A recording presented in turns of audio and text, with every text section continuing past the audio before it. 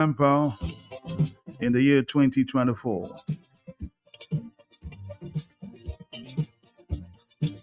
Good morning, Dominica. Good morning, the region, and good morning, the world.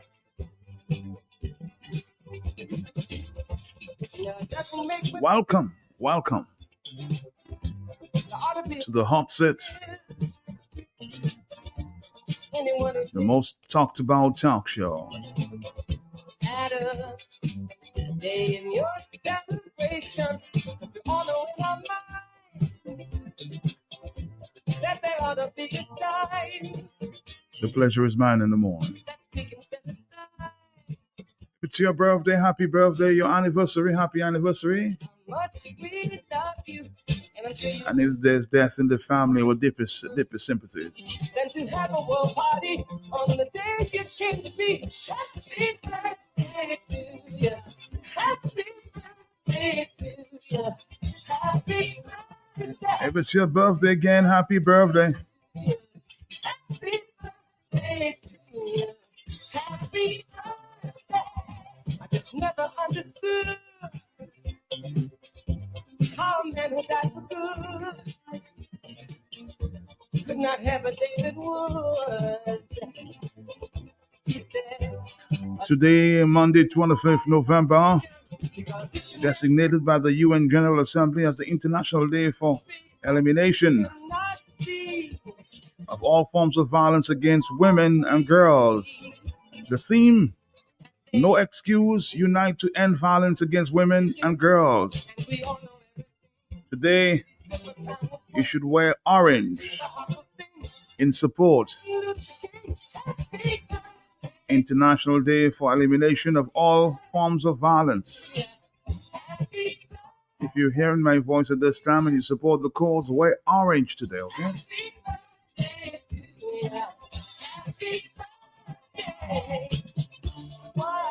Yeah, from the women's organization this morning, just for a few.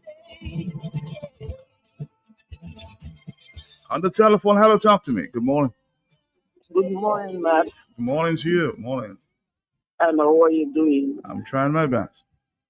Okay, Matt, today is my daughter's birthday. My one and only daughter, Christelle Miranda Maida. Okay. She lives in Atlanta. I want to wish her a happy birthday from her mother, Isla, and also my niece's birthday, Lucian Tony. And to wish them happy birthday. And tomorrow is my son's birthday. If I replace it tomorrow, I'll call you for my son's birthday. Okay. So to tell them, cut the cake and celebrate, and stay safe. Thank you. Bye. Bye-bye.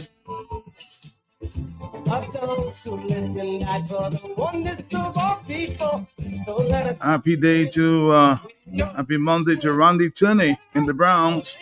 Good morning, Calabishi. On the telephone, good morning to you. Mm-hmm. Hello? Yes, morning, how are you? Morning. Jermaine at Tintin. Happy birthday yesterday. Wishing her all the best. Enjoy the week. Celebrating her birthday. God bless you, guidance, long life, and health. Take care, man. Have a blessed day. How was Mr. Royer this morning? Good morning to Mr. Roy. I'm just asking you, how is he this morning? He's there holding on. Okay. All right. Say hi. Okay, thank you. Okay. Bye-bye. Lisa Reed and Joyet Lucian, happy birthday.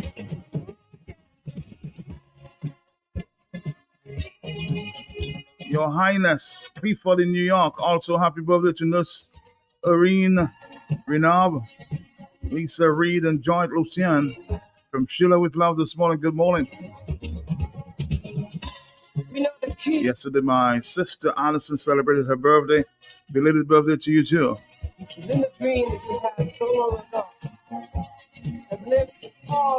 Hope you enjoyed your birthday yesterday, Ali.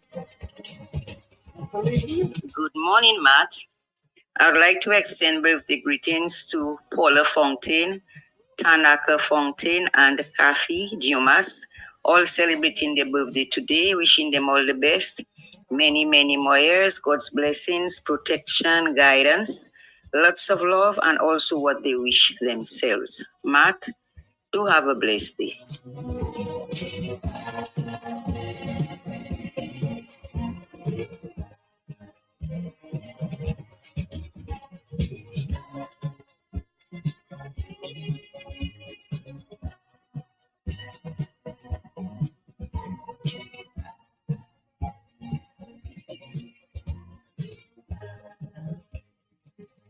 We have a few more minutes there on the goodness line this morning. Good morning, good morning, good morning again, huh?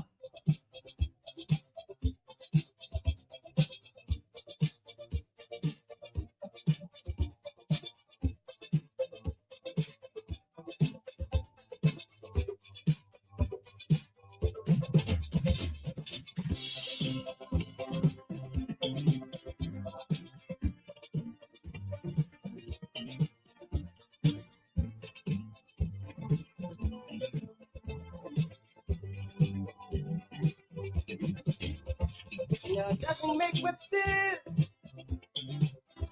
There ought to be a law again. Anyone who takes offense at a day in your celebration, we all know in our mind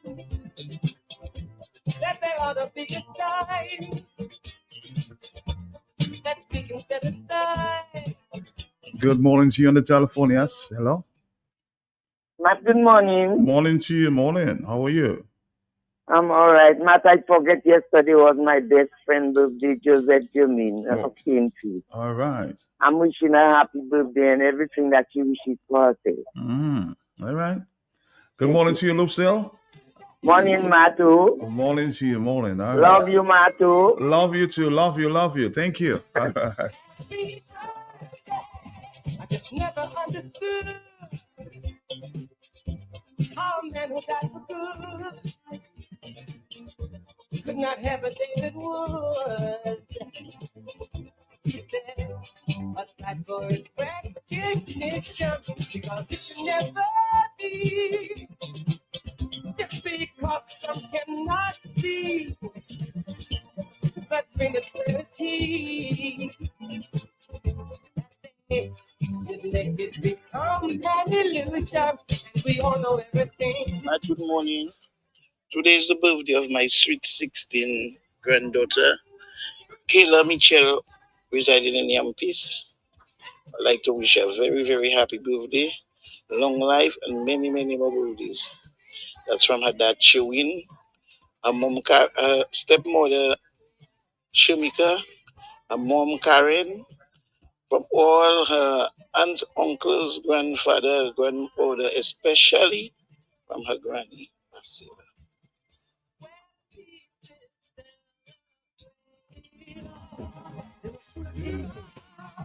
We chose gold. Why waste the time of the Most High, you sons of men? The rich man's wealth is in. Hi, good morning, Matt, and how are you this morning? I would like to send belated birthday greetings to my daughter, Bishanti Ravare Wilson, who is in Louisiana. Wish her many more birthdays to come, coming from her mother, Cynthia Baron Anthony, her father, Tyrell Anthony, also Ariel, Dwight, Luan, Mikey. Wish her good and happy 2004. I wanna rule my destiny. Yeah, yeah. Oh, dead by fleas. If you're on Metro North, in my business on Facebook, good morning to you. Blessed, I've been touched. I love just so much. They keep fighting me. I'm not giving up. Perfect blessings to Mr. Linton. Wishing him they wish for himself today. Too much give us protection day and night. Is it your birthday today, Mr. Linton? Happy birthday. Destiny. Mama, look from where you're calling. Destiny. Mama, look from where you falling. I wanna rule my destiny. Yeah. Oh, if I please, I want to rule my destiny. Happy birthday on behalf of the people of Dominica.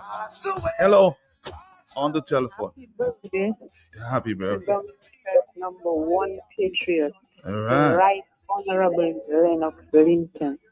Matt, I'm disappointed you would forget that. How can you forget I Lennox? forgot that. I forgot that. Sorry. I did. Thank you.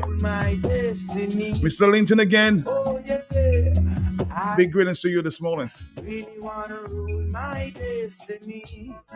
Hear me call. Destiny. Mama, look from where you falling. Destiny. Mama, look from where you falling. Good morning. Hello.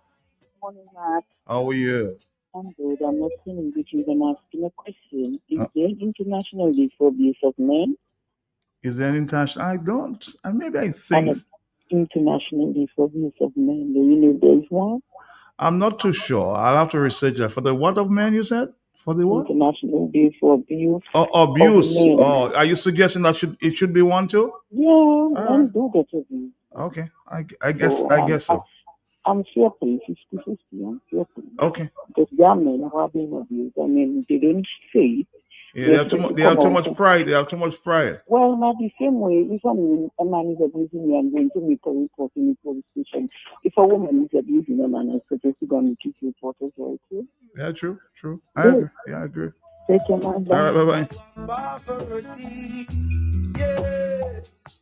Instruction of her soul is vanity. Well, Mr. Linton, I'm gonna play this one. I know you love this one, so let's say happy birthday to you. I know it's your favorite song. Your favorite song. And if I keep the lines open, you know what will happen, huh? Mr. Lennox Linton, the president of the United Workers' Party. Happy birthday from your wife Shirley, your two children, your brothers, your sisters, all the patriots of Dominica. Happy birthday, sir.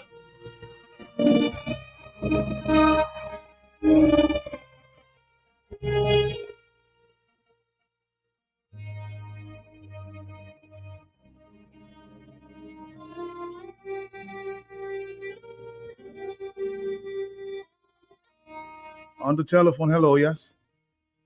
Matt, I'm sorry, I forgot today was Mr. Lincoln's birthday. Mm-hmm. I know he's almost close to Claudine's birthday, Claudine Roberts.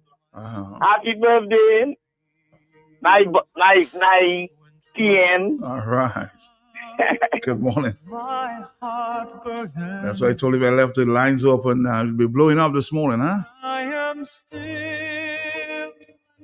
Hello, talk to me. Yes, good morning. Yes, I'd like to send the birthday greeting to Terry Costly and Kinsley, and also to Heather Dillman. They both celebrated yesterday and celebrating still. Wishing them God's blessing, guidance, and protection. Coming from his granny, Joseph Dillman. Bless the man. Blessed again. Hello, good morning to you. Good morning, yeah?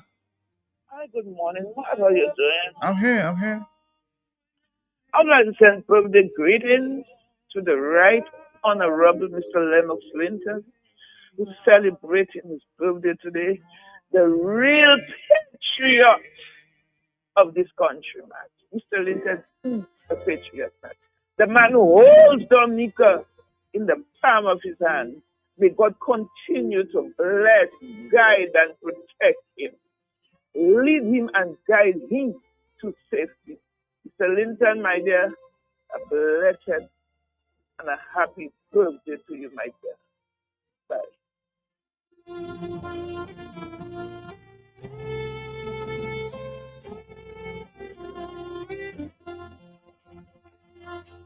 You raise me up so I can stand on mountains. You raise me up to walk on stormy sea. Good morning, good morning, good morning. Hello, yes? Morning, Matt. Morning to you, morning. Blessed day to you, Matt, and your family, also to my family. Matt, I would like to extend birthday greetings to the most respectful and honorable man of Dominica, Mr. Lennox Clinton. Wishing him a blessed day, and that is coming all the way from the valley.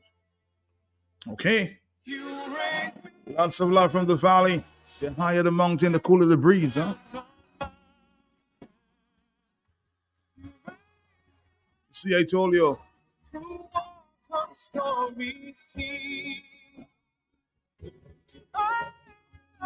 Just the simple announcement would extend our time on the Greetings line this morning. Hello, talk to me. We'll give you a few minutes. Hello, yeah. Blessed morning to you, my pleasure. Blessed morning to you, Copal.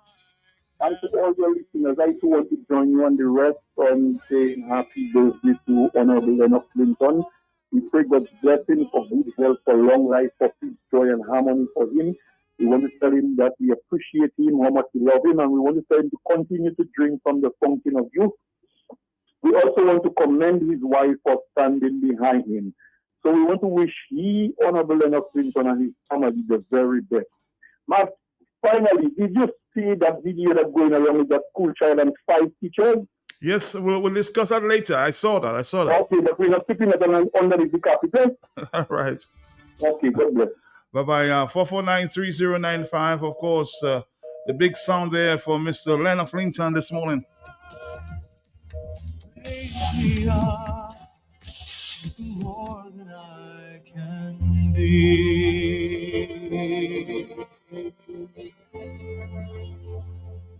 You raise me up. Hello, talk to me, yes. Good morning. Hello. Hello.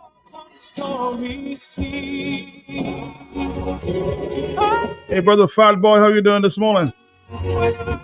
Ellie Dupini, good morning to you. Burton and Company, good morning. All the stores and supermarkets locked in at this time to the big station.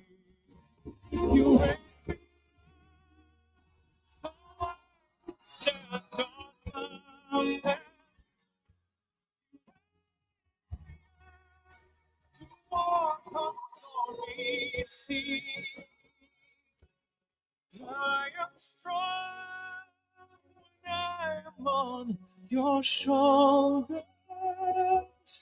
Raise me up to more than I can be.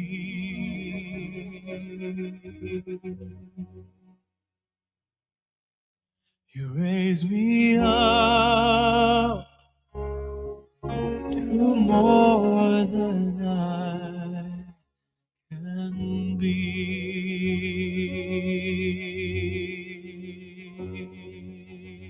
During the hurricane season, if you are evacuating, leave early so that you are not stranded by flooded roads, fallen trees, wires, and traffic jams, and make sure you have enough fuel in your vehicle and follow routes and highways. A message from Q95 FM Radio. Bloombox brings you our new branch right in the heart of Roseau to make things even easier for you to get all the best products we have in stock. Bloombox Roseau on the corner of Hanover Street and Dewey Lane, next to Richard Wholesale, the same block as Western Union. Bloombox Roseau, a farmer's favorite place. New location, same great products for all your planting needs. We're open Monday to Friday, 8 a.m. to 6 p.m. Saturdays, 8 a.m. to 3 p.m. Call us at 235-3483. Bloombox, your one-stop shop for everything that grows. Let's bloom together.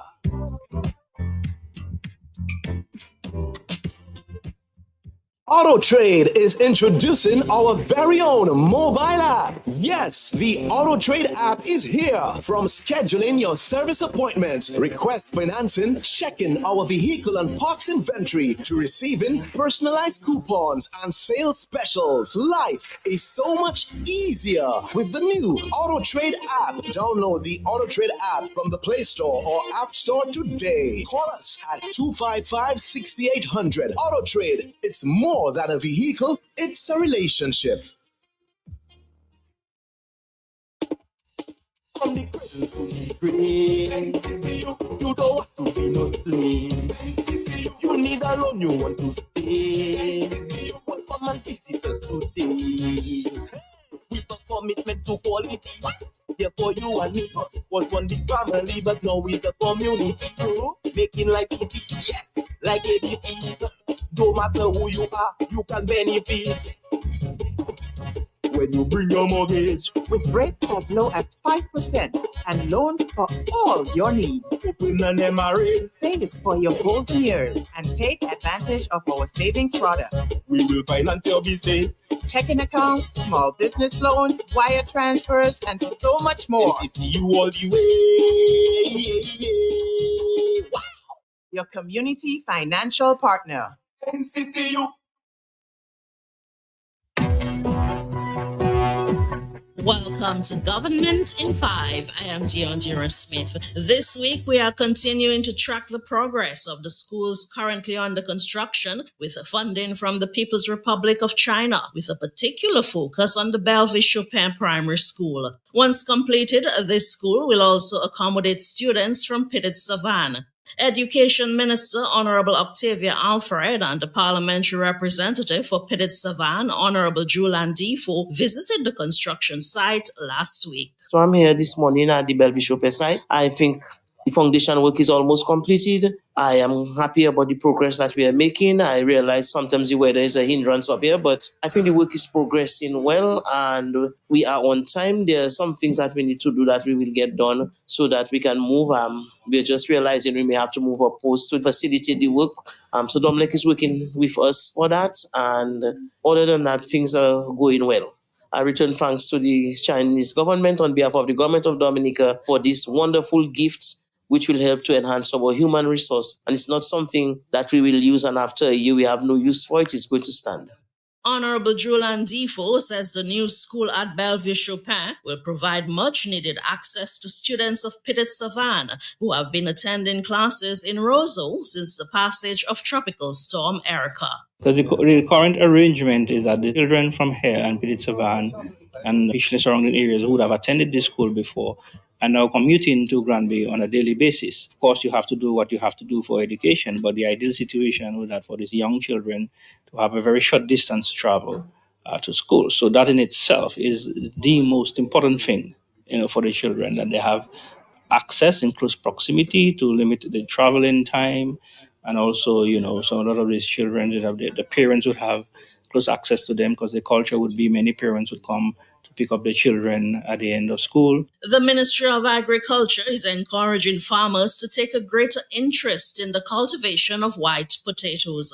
As we hear from Communications Officer in the Ministry of Agriculture, Petra Grell Schillenford, the 2024-2025 white potato season has begun, and farmers are being urged to continue supporting the production of the crop.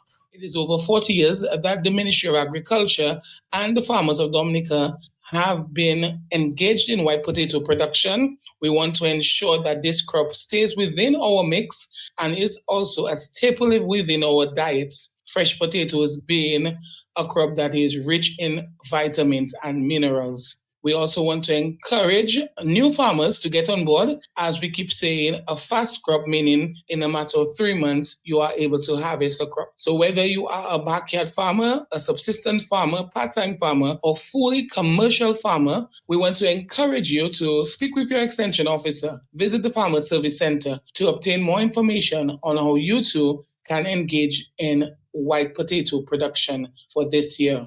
Farmers will be pleased to know also that the seeds have arrived on island. The seeds this year imported are those of the Spunta varieties and the Desiree varieties. The Dominica Meteorological Service is advancing its data collection efforts to support decision-making across various sectors. The Met Office is enhancing its hydrology unit to keep citizens informed about river-related risks and has installed 34 new automatic weather stations to improve the availability of data. Itoma James is the acting senior Met Officer.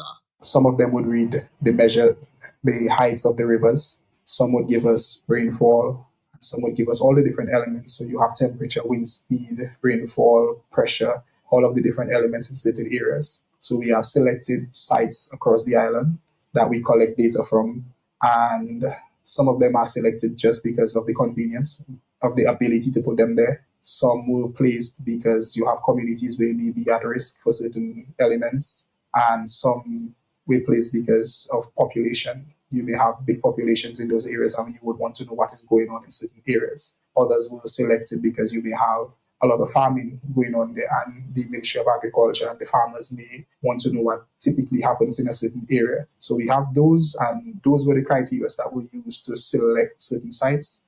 So we have the country under a nice coverage in terms of collection of data, and we can use that data to inform different decisions, if it's for the public works or for agriculture, or different people need different information for different things. Join us next week for another edition of Government in 5 as we begin our look at major projects currently in progress and those slated to begin as we approach the new year. Thank you for listening.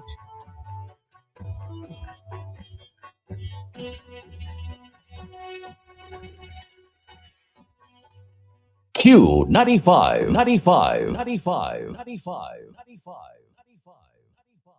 You have asked for it, all of it, and we heard you loud and clear. Dominica, get ready for a repeat of attorney at law and politician Joshua Francis telling his story, telling his truth.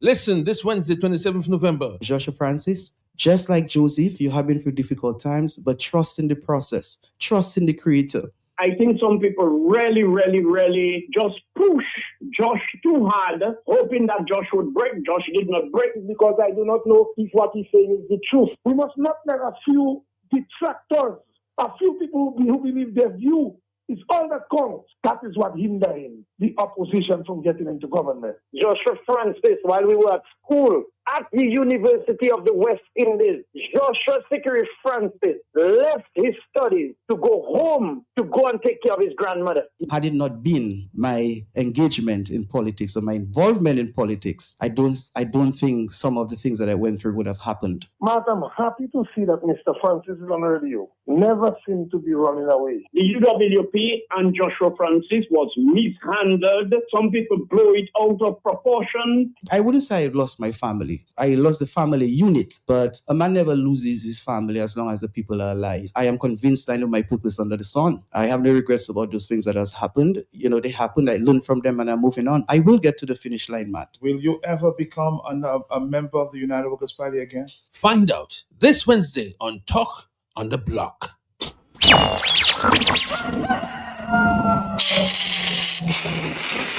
Tune in every morning for The Hot Seat on Q95. The latest happening event, breaking stories, and behind-the-scenes in-depth investigative reports. Stay locked for more fair and balanced talk on The Hot Seat on Q95.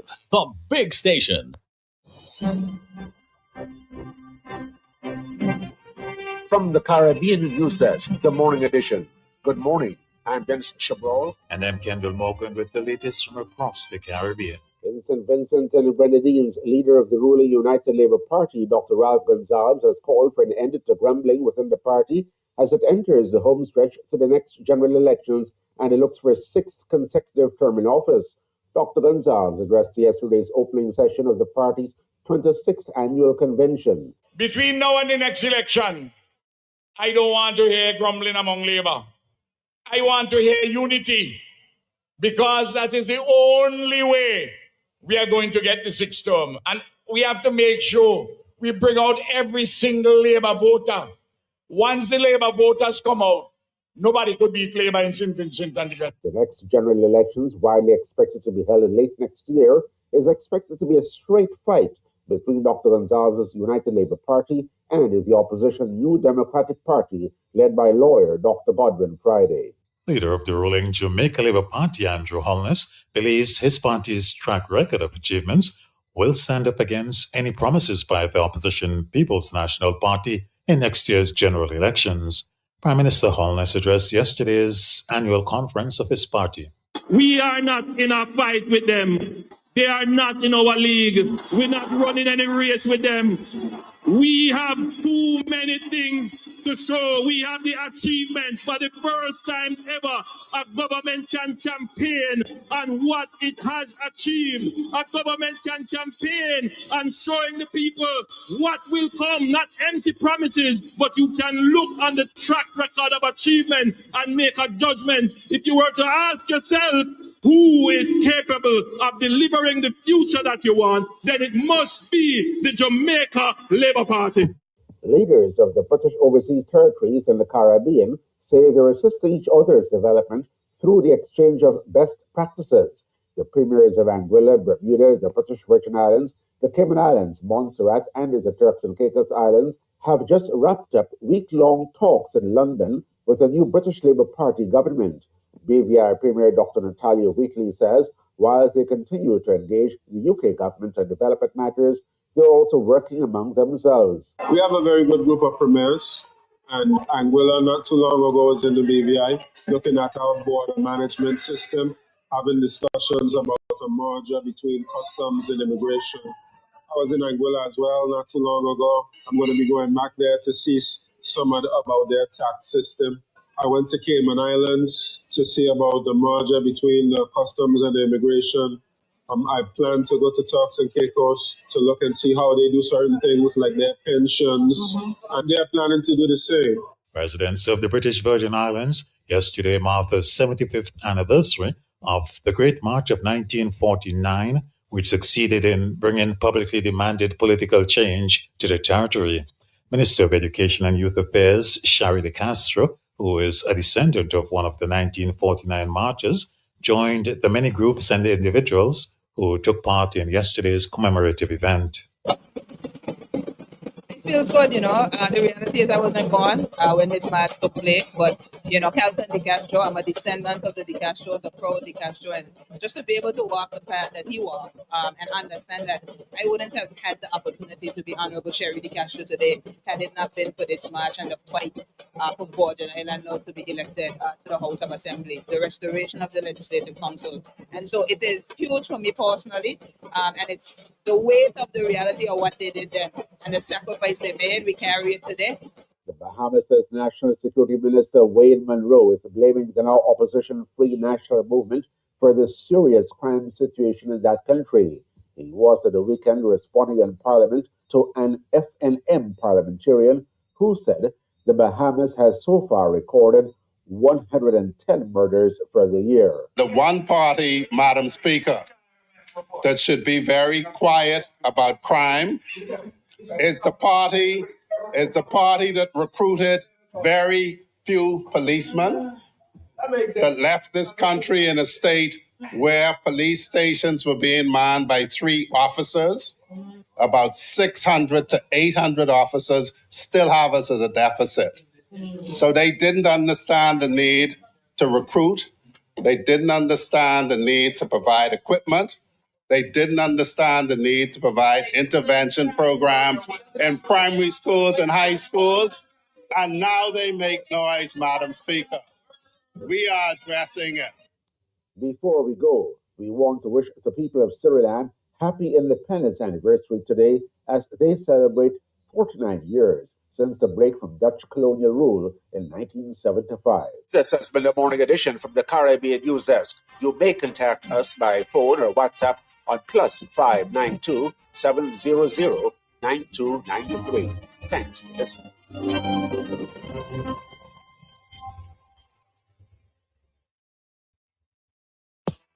Want to stay ahead in the world of electronic communications? Then you've got to check out Ectel Bytes, a production of the Eastern Caribbean Telecommunications Authority. We dive into the hottest topics affecting the telecom sector, from the latest innovations to the policies shaping your digital future. Tune in to Ectel Bytes on the last 3 Thursdays of this month, November 14th, 21st, and 28th. In the digital world, knowledge is your greatest asset. Honey, did you get the glow spread and mellow cream? A little help with the bags would be nice. Surely, but I need the glow spread to finish the icing for Christine's birthday cake and mellow cream to add to the soup and gravy. No. No?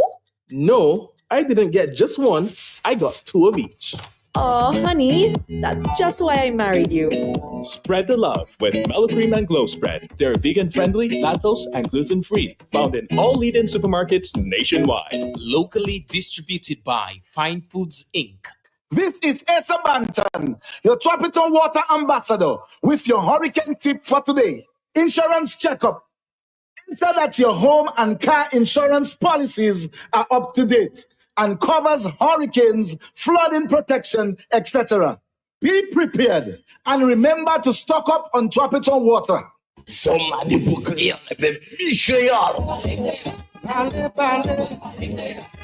the Mouvement Créole Associé. Tout le monde créole pour attention. Comité pour études créole Dominique. Et puis Radio QFM qui présenté. Mouvement Créole. Tous les mardis soirs en 6 après-midi. Information, blague, interview, l'histoire, problème, discussion, reportage, apprendre parler et puis écrit créole. Lien avec ton peuple créole. Bon musique créole. Mouvement Créole. Nous fait un rendez-vous, messieurs, mesdames. Tous les mardis soirs, QFM qui est frappé avec bon parole créole. Sans ça participer, qui est nous rapidement Mouvement Créole à seconde station QFM. Voici avec nous tous les mardis soirs 6h pour Mouvement Créole. Matchez ça.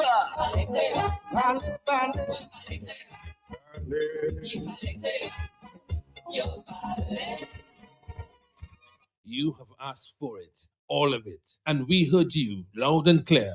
Dominica, get ready for a repeat of attorney at law and politician Joshua Francis telling his story, telling his truth.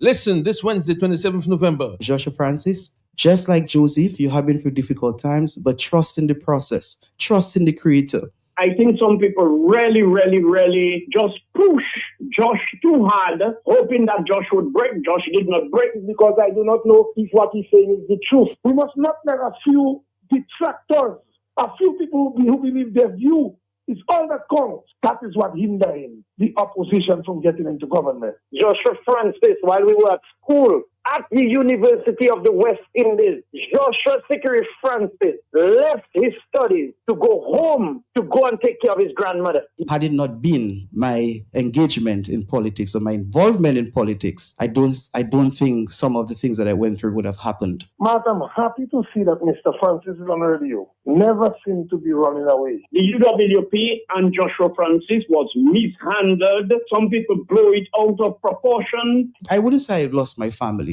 I lost the family unit, but a man never loses his family as long as the people are alive. I am convinced I know my purpose under the sun. I have no regrets about those things that has happened. You know, they happened. I learned from them and I'm moving on. I will get to the finish line, Matt. Will you ever become a member of the United Workers' Party again? Find out this Wednesday on Talk on the Block.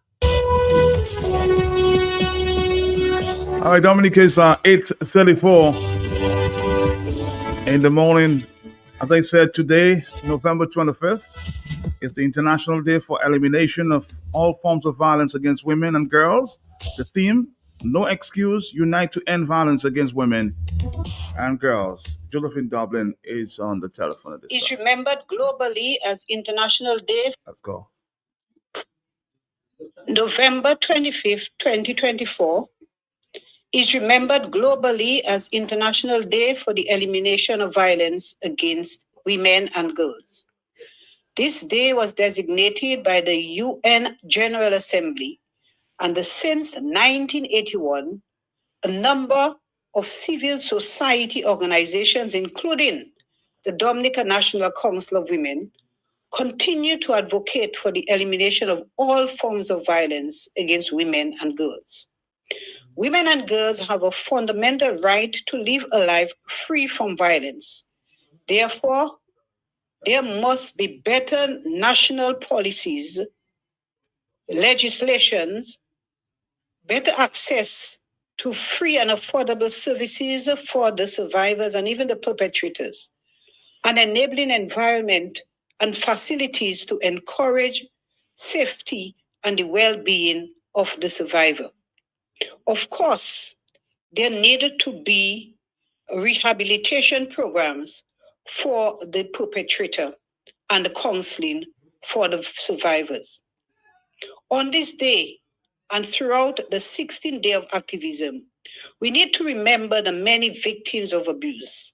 Pray that they receive the necessary support to break the silence and be empowered to continue the fight. The Dominican National Council of Women encourages everyone to wear orange today as a reminder that we must individually and collectively unite to end violence against women and girls. Josephine Dublin Prince.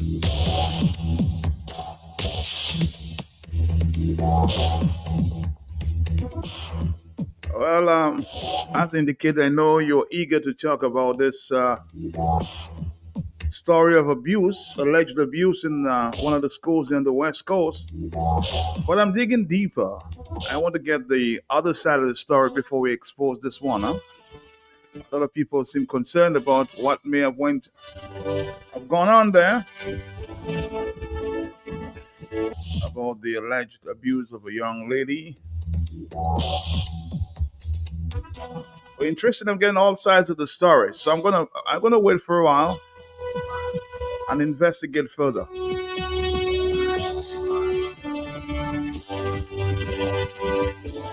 Because we need to get all sides of the story, okay?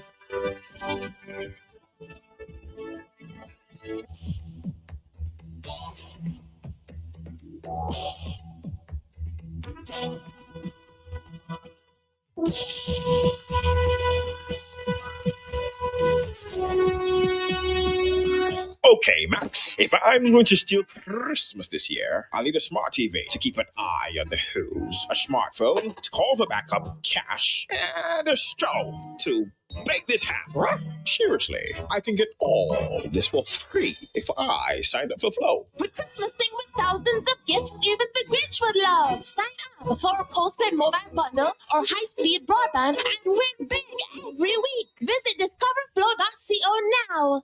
Bloombox brings you our new branch right in the heart of Roseau to make things even easier for you to get all the best products we have in stock. Bloombox Roseau on the corner of Hanover Street and Drury Lane, next to Richard Wholesale, the same block as Western Union. Bloombox Roseau, a farmer's favorite place. New location, same great products for all your planting needs. We're open Monday to Friday, 8 a.m. to 6 p.m. Saturdays, 8 a.m. to 3 p.m. Call us at 235-3483. Bloombox, your one-stop shop for everything that grows. Let's bloom together.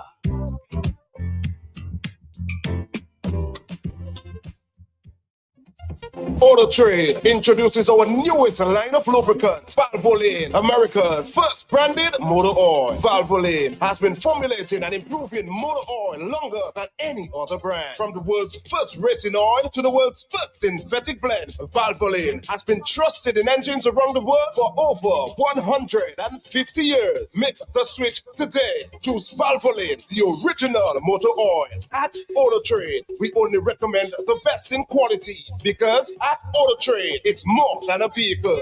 It's a relationship. Valvoline Lubricants, now distributed by Auto Trade.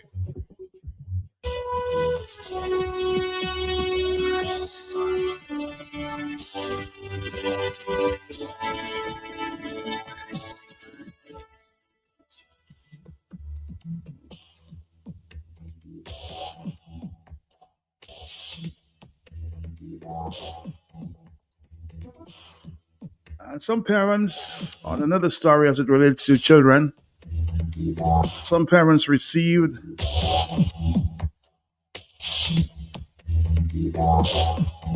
a letter from the St. Martin Primary School, grades 4, 1B, 11B, 52A. Dear parents and guardians, the school has taken the decision to ask you to keep your daughter at home. This is due to the fact that the students from these classes have exhibited symptoms and have been diagnosed by medical practitioners as suffering from impetigo, a highly contagious disease. Kindly monitor your daughter at home, and if they exhibit any of the following symptoms, please seek medical attention immediately: fever, rash, or any other unusual skin condition. The teacher will conduct sessions online during this time. Students are to return to school on Thursday, 28th November 2024.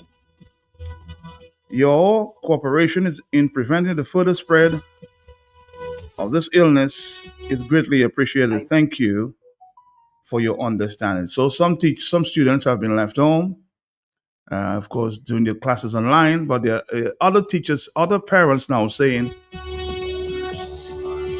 shouldn't you take the same step for the other students who are at school at this time? Because remember, all the children there, all the children in that school play with each other. So a lot of parents are calling me at this time saying, Matt, what is this going on? What is going on?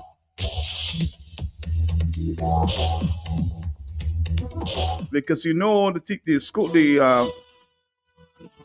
students from 41B, 1B, or 1B and 52A are not staying by themselves.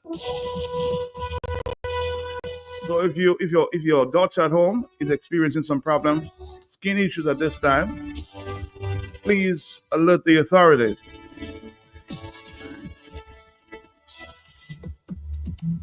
As I said, parents are now calling saying, why are some children being left home? And our children are going to school at this time because they may have interacted with the other students as well. So this decision should affect all the students. I'm just expressing the concern of parents who have called, huh? Because as I told you, there's some contagious disease going on there at the St. Marlin School, and some students have been left home. I want to have my saucy wings and eat it. Wanna have my saucy wings and eat it. I wanna have my saucy wings and eat it. Why would I have my saucy wings and not want to eat it? It's the right time to indulge in new flavors with KFC's new saucy wings. For a limited time only, taste the sweet Baby Ray's original barbecue sauce and the buffalo wing sauce. Get a 6-piece combo with regular fries and a 16-ounce drink for only $28. Or get the 6-piece wings only for $22. Remember, you can indulge in these new flavors for a limited time only. It's KFC's new saucy wings. KFC, it's finger licking good. I wanna have my saucy wings and eat it. Wanna have my saucy wings and eat it. I wanna have my saucy wings and eat it. Why would I have my saucy wings and not want to eat it? All right, 8:45. Carlton Lando, pharmacist, knows a little about this bacterial infection that seemed to be spreading there at the primary school, at St. Marlin Primary School.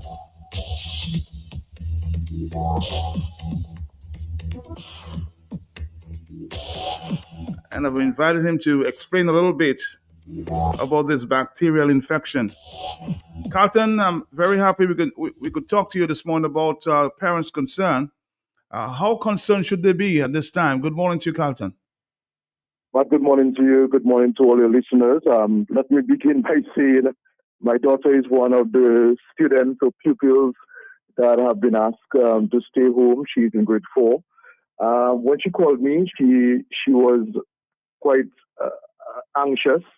And immediately, as soon as she said to me some type of bacteria is at her school, I said it must be impetigo. Impetigo is not something that is rare. It is quite common, particularly in daycares or where children are generally assembled together. It has been around for many, many years. It is a bacterial infection, so it's not caused by a virus. It's not caused by a protozoan or any other type of organism, but it is caused by a virus. From the genesis of that particular bacterium, what we can say is that generally it is caused by poor hygiene. So usually if the environment is not very hygienic, if there are exposure to animals, particularly cats and dogs, that stays or lie in soil, these are some of the precipitating risk factors that can actually expose a child or an individual to impetigo. So generally what will be the signs and symptoms? You may recognize blisters, like sore-like blisters around the nasal area, right outside of the nose, around the mouth, around the ears area, and it can subsequently get onto other parts of the skin. It is superficial in terms of where it just is on the skin, and it is very highly contagious. So a child can get it from touching or playing with another child that is exposed to that bacterium. The good thing about it is curable. So with the use of antibiotics, oral antibiotics, that bacterium can actually be dealt with within a 5 to 7 day period.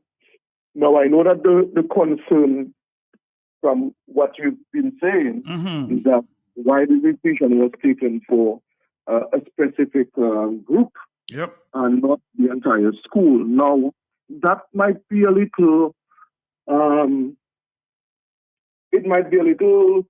difficult, and I don't think it's necessary to shut down the entire school, because we've seen situations like that in daycares where children were exposed and they were taken out from the daycare, or the other children were protected.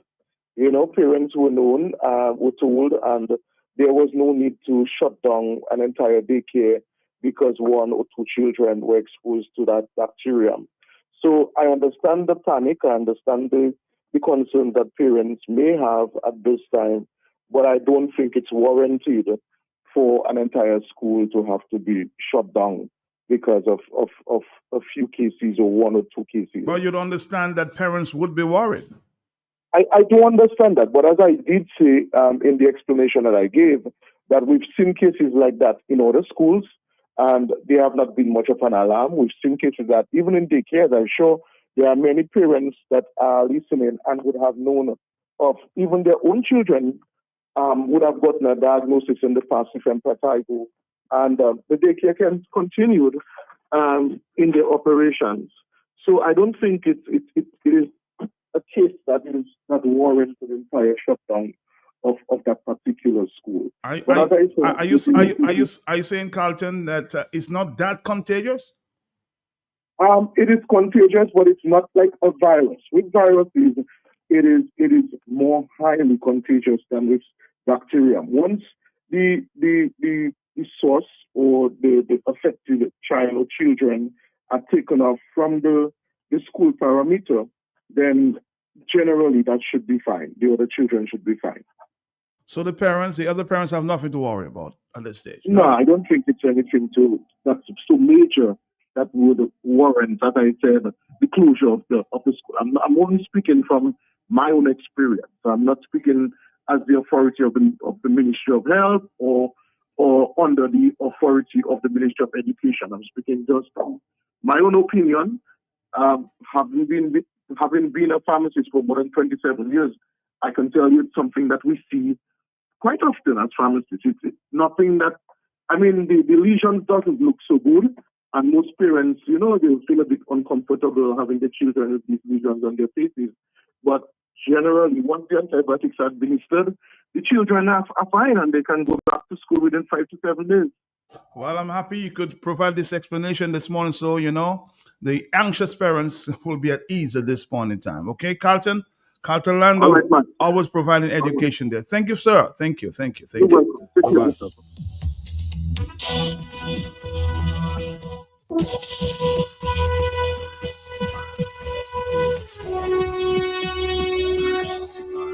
Let's take a few calls there. Good morning. Good morning, man. How are you, sir? Not too bad. We appreciate Mr. Lando coming in. And you notice Mr. Lando presented himself properly as his opinion. Mm-hmm. So the fact that he's doing that, Matt, where is the authority? Where are the health authorities? They should be running to Q95. They should be running to the media with the solution and an explanation to calm the situation. Where is the Ministry of Health? They're absent. They should be on the ball.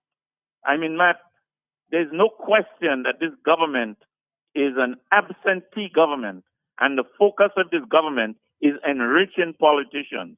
I dare to say it. The focus of this government is to enrich politicians, especially those at the top. Where are they this morning? Enough said. Well, I'm hoping the Minister of Education or some other government official can speak to this. This letter was signed there by the principal.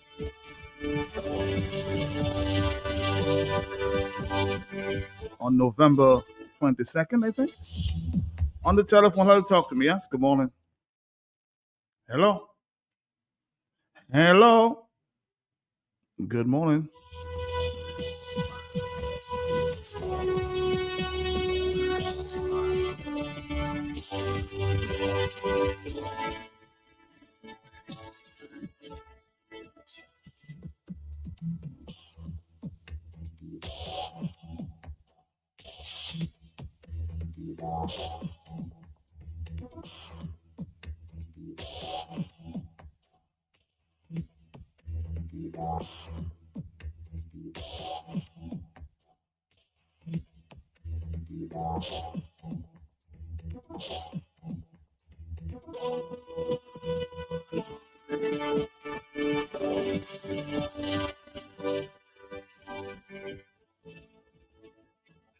Hello, talk to me on the telephone. Yes? Uh-huh. Love life like you enjoy. Blessings. What's up? Blessings to you, sir. All right, let me shout out quickly, Matt, Kimberly, Benjamin, Nikita, and all the management and staff of Q95. Matt, it's very interesting. Clem said it because I'm there listening to Carlton Lando, and he was not representing not even Jolly's pharmacy. He, as a pharmacist, just giving his knowledge and experience and opinions and whatever it may be. Did you get it like that, Matt? Yep. Matt, the story was published or announced. And Matt, that was about it. Nobody to give a breakdown like Mr. Lando did. Let me give thanks to him and congratulate him, Matt. To have the parents' fears be allayed, or a lady fears, Matt, calm down the nerves and all of that. Because you'll hear that, Matt, first time I hear that kind of disease, can I even pronounce it? I don't know. I'll have to go and put some special, I will tell you when I meet you. Matt, it is so damn sad, Matt. Mediocrity is the order of the day, where we settle for less than the best, Matt. A lot of square pegs in wrong holes. I don't want to talk, and you talk about a young lady. It's a young child or a young girl, Matt. I don't think she's a lady yet. What, she's 10 years? Okay, but I just, a little point of correction, or maybe mean my ignorance. As a media person, you might know better. Matt, I am saying everything in Dominica, Matt, under this Dominica lethal party is out of order, Matt. You have people who figure out, yes, I'm a fanatical supporter of the Dominica Lethal Party, the DLP, Matt. And no dog back. Nobody cannot tell me what to say, what to do. I'll do what I want. Spirit is my God, but they might not utter these words, their actions. And what they're not saying is greater than what they're saying. Or in the way they're behaving will tell you all what they're not saying, Matt. And everything just go to the dogs. In every institution, I cannot say government, Matt, but every institution in this country, because this country is not governed. This country is ruled and dragged in the gutter by a cluster of criminals, Matt, who refuse to relent, and give thanks to the patriots who refuse to relent because they want the people to understand what is going on. So they're sticking out the necks, Matt, trying to educate the people on governance, which there is none in Dominica, Matt. Thank you, Carlton. Thank you, Mr. Pelty. Thank you very much. Somebody just brought in my attention that it may, it, let me give it more short, 4493095. People are concerned that if people are concerned that you have to feel the anxiousness of parents there. So you need to talk about it. Somebody saying we should not talk about it. Does that make sense? Parents are concerned. I guess you're not understand. Maybe you're not a parent. But again, I'm happy that Carlton can clear the air, or could clear the air on this one.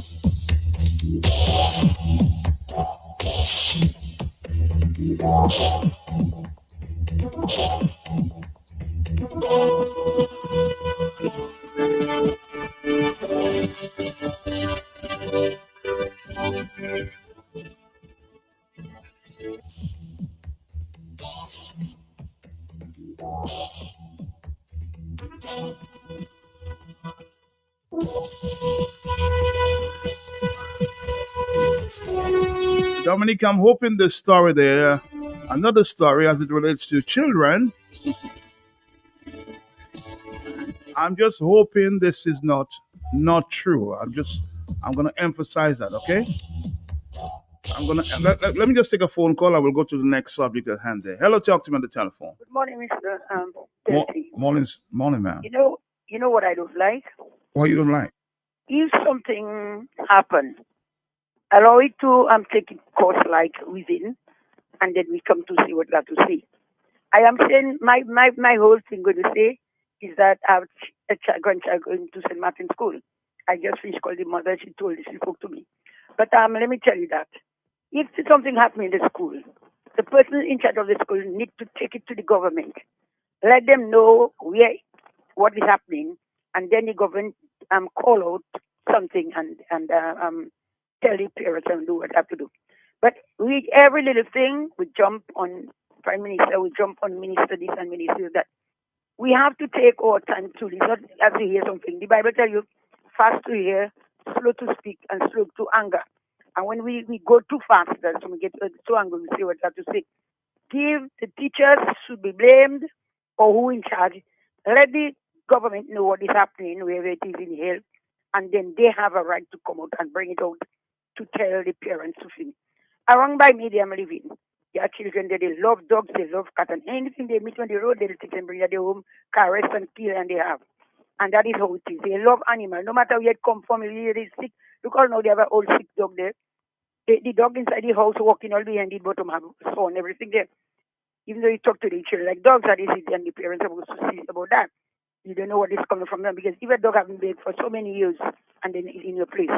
So what I'm trying to say is sometimes we parents have to look at things. If you see something wrong to the health center, we have our work to do. Stop blaming and accusing and all these things there. That came from Genesis in the garden. Blaming and blaming and blaming, and we get ourselves confused.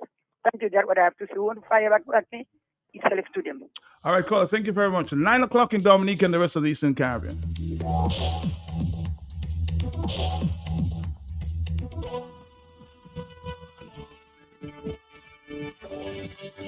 All right, let's move to the next subject. I'm sure you can comment if you wish to on this subject, but we move into the other. Very interesting, involving children all the way. We have touched 3 issues as it relates to children. Now, I just got a note.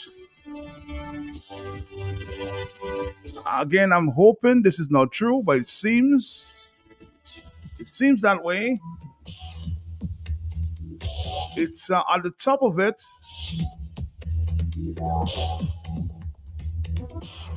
It's written the Ministry of Finance, Economic Development, Climate Resilience, and Social Security Audit Department. Is it November 12, 2024? That's the stamp. A memorandum, a memo, in other words, from the Financial Secretary to the Permanent Secretary, Office of the Prime Minister, November 11, 2024. The subject, listen well, the subject, approval to purchase vehicle.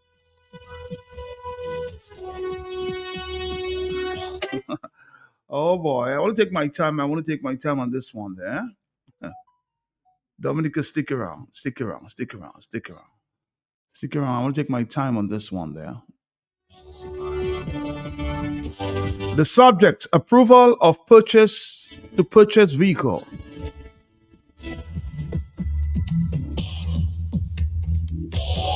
The Honorable Minister of Finance has approved the purchase of a vehicle to be used for the transportation of the children of the Honorable Prime Minister. I repeat, the Honorable Minister of Finance has approved the purchase of a vehicle to be used for the transportation of the children of the Honorable Prime Minister. The vehicle to be purchased at J. Asifan and Company Limited at the cost of $184,500. The vehicle to be purchased at J. Asifan and Company Limited at the cost of $184,500. Expenditure to be met on the current head D30 M100 M11 45001. Please be guided accordingly. Natalie Lois Hippolyte for the Financial Secretary.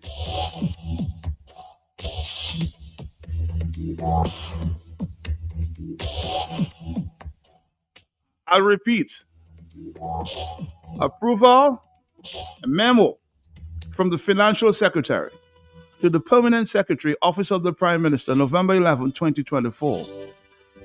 Subject, approval to purchase vehicle. The Honorable Minister of Finance has approved the purchase of a vehicle to be used for the transportation of the children of the Honorable Prime Minister. The vehicle to be purchased of J. Asifan and Company Limited at the cost of $184,500. $184,500. Expenditure to be met on the recurrent head D30 M100 M11 45001. Please be guided accordingly. You heard this?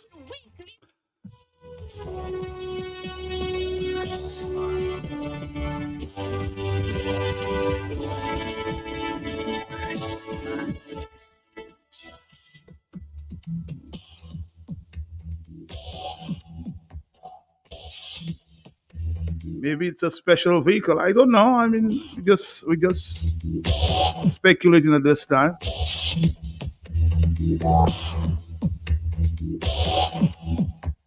We've had other prime ministers with children, haven't we?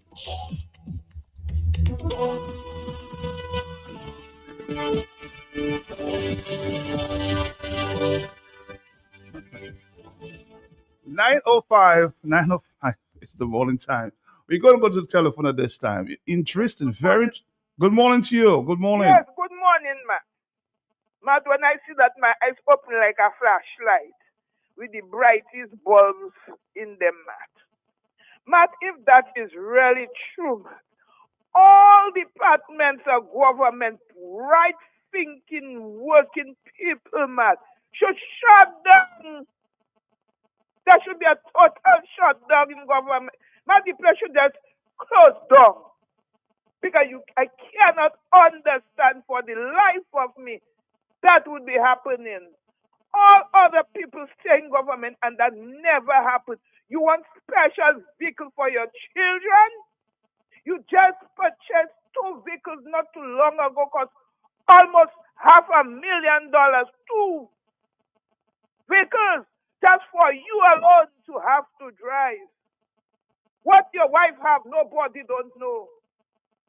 You have that special vehicle for them. Not up to what I was thinking of that. I don't know what happening to us, Matt, in Dominica. Because the spell they pass on us. All with some of us doing is just talking. When come for action, we like stagnant water. Matt, that we need to stop. As I say, if that is true, people cannot get 0%, 5%. Mr. Later asking maybe, I don't know how much percentage Mr. Later asked for how many months ago, and I hear nothing happening from that. Policemen asking for how many percent, you know, hearing nothing, no conclusion on that. And people are going to take that one line down. Oh my God, have a blessed morning. Eh? Have a blessed morning. Have a blessed morning. I suspect it's somebody within the Ministry of Finance that leaked this. Oh, you guys would never find out. This may have been leaked. Somebody saying, and somebody saying maybe this is a wicked person to have leaked. I think the person is like a fly on the wall. That's saying that doesn't make sense. Why would we want to spend $184,500, $184,500 for a vehicle to transport children? Why? I'm just asking the question, why? Why? Hello, talk to me on the telephone. Good morning. Oh my God. Good morning, Matt. Morning to you. But Matt, the Prime Minister already has vehicles transporting his children. Yep. I have seen them being transported in a police vehicle to the airport and tracking the helicopter straight to a recreational park in Puerto Rico. It landed right in the park. It didn't land anywhere. It went from Dominica to the recreational park on a helicopter that appeared to have been chartered, a very fancy looking black helicopter, which, you know, you can find the information on that same app as to who owns the helicopter, who leases it, and it's for rent. So and a brand new pickup truck. The policeman was very agitated because the American Airlines came in at the same time, and he had to wait till they disembarked and left before. So he had to keep them waiting there. And he was very agitated. And then these people got on the helicopter and left. So, Matt, I don't know why you would call a citizen who in public interest would leak a document like that, why you would call them wicked. I'm just saying that was somebody that sent me a text. You're not saying this public officer may be wicked. Why is it this? Why are they describing them as wicked when they're people who cannot access the hospital and the hospital has no supplies? Lacking supplies in our hospital. You mean we got to be realistic? Roosevelt Skerritt should not be behaving like a king. He's the prime minister of a poor country called Dominica. And this has been a symptom that we've seen in many countries that have dived down into poverty. They have stuck the country dry. You look at Haiti. All the Haitian leaders, you know, Papa Doc, Baby Doc, all of them, they have sucked the country dry. Why do you think these countries are in problems? They are sucking, corruption is sucking the living daylights out of these countries and bringing them deeper down into poverty. Dominica, at least, you know, we're not so far. But by having these kinds of leaders, that's where they're taking us. All right, caller, let's take another phone call. 449-3095, 96 and 97, 910. A lot of telephone calls at this time. Look at abuse and wickedness at the highest degree while hospitals are missing so much medication and supplies. It is lawful for the state to buy a vehicle to transport the Prime Minister's children. I want to know. So the state monies is Skerritt's own to do as he pleases. Somebody's asking the question there. Let's go back to the telephone. Let's be quick and to the point. Talk to me. Yes. Good morning to you and to your listeners at home and abroad. Morning to you, sir. Yes, I heard the amount that was mentioned, $184,500, $500, which I find It's quite a lot. We will have a state's car for 2 children to go to school. I understand they used to go to school, being dropped by a vehicle. And they provided with security as well, For that you can maybe put a question mark there, but a vehicle, 184,000 vehicle, dollars. Come on. Yes, I heard that vehicle was parked by the school with aircon and all that on all day. Until all day. I was looking at a documentary with Julia Holness, who is the Prime Minister of Jamaica's wife, the wife of the Prime Minister of Jamaica.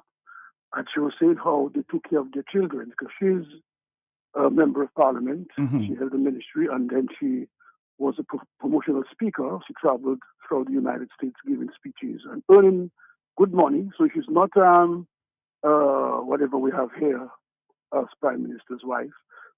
And she was saying how, and then her husband is Prime Minister in Jamaica, I'm talking about. And she was saying how they took the children, she dropped them at school, and sometime she picked them up. When she is out, the husband arranged for somebody to use his vehicle, because apart from the state's vehicle, you have your private vehicle and so on. Because you have the state vehicle to the state business, which is understandable, but you have your own private vehicle, and you also have your drivers for your children, and you have your person stay at home taking care of your home and your children and so forth.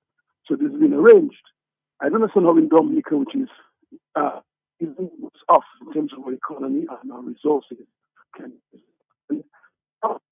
who government owes and go to treasurer. Speaking to a guy who I met in town, and he was saying that he got a job from the government a couple of years ago to do a project, and he was so excited about that because he hadn't had that job for a while.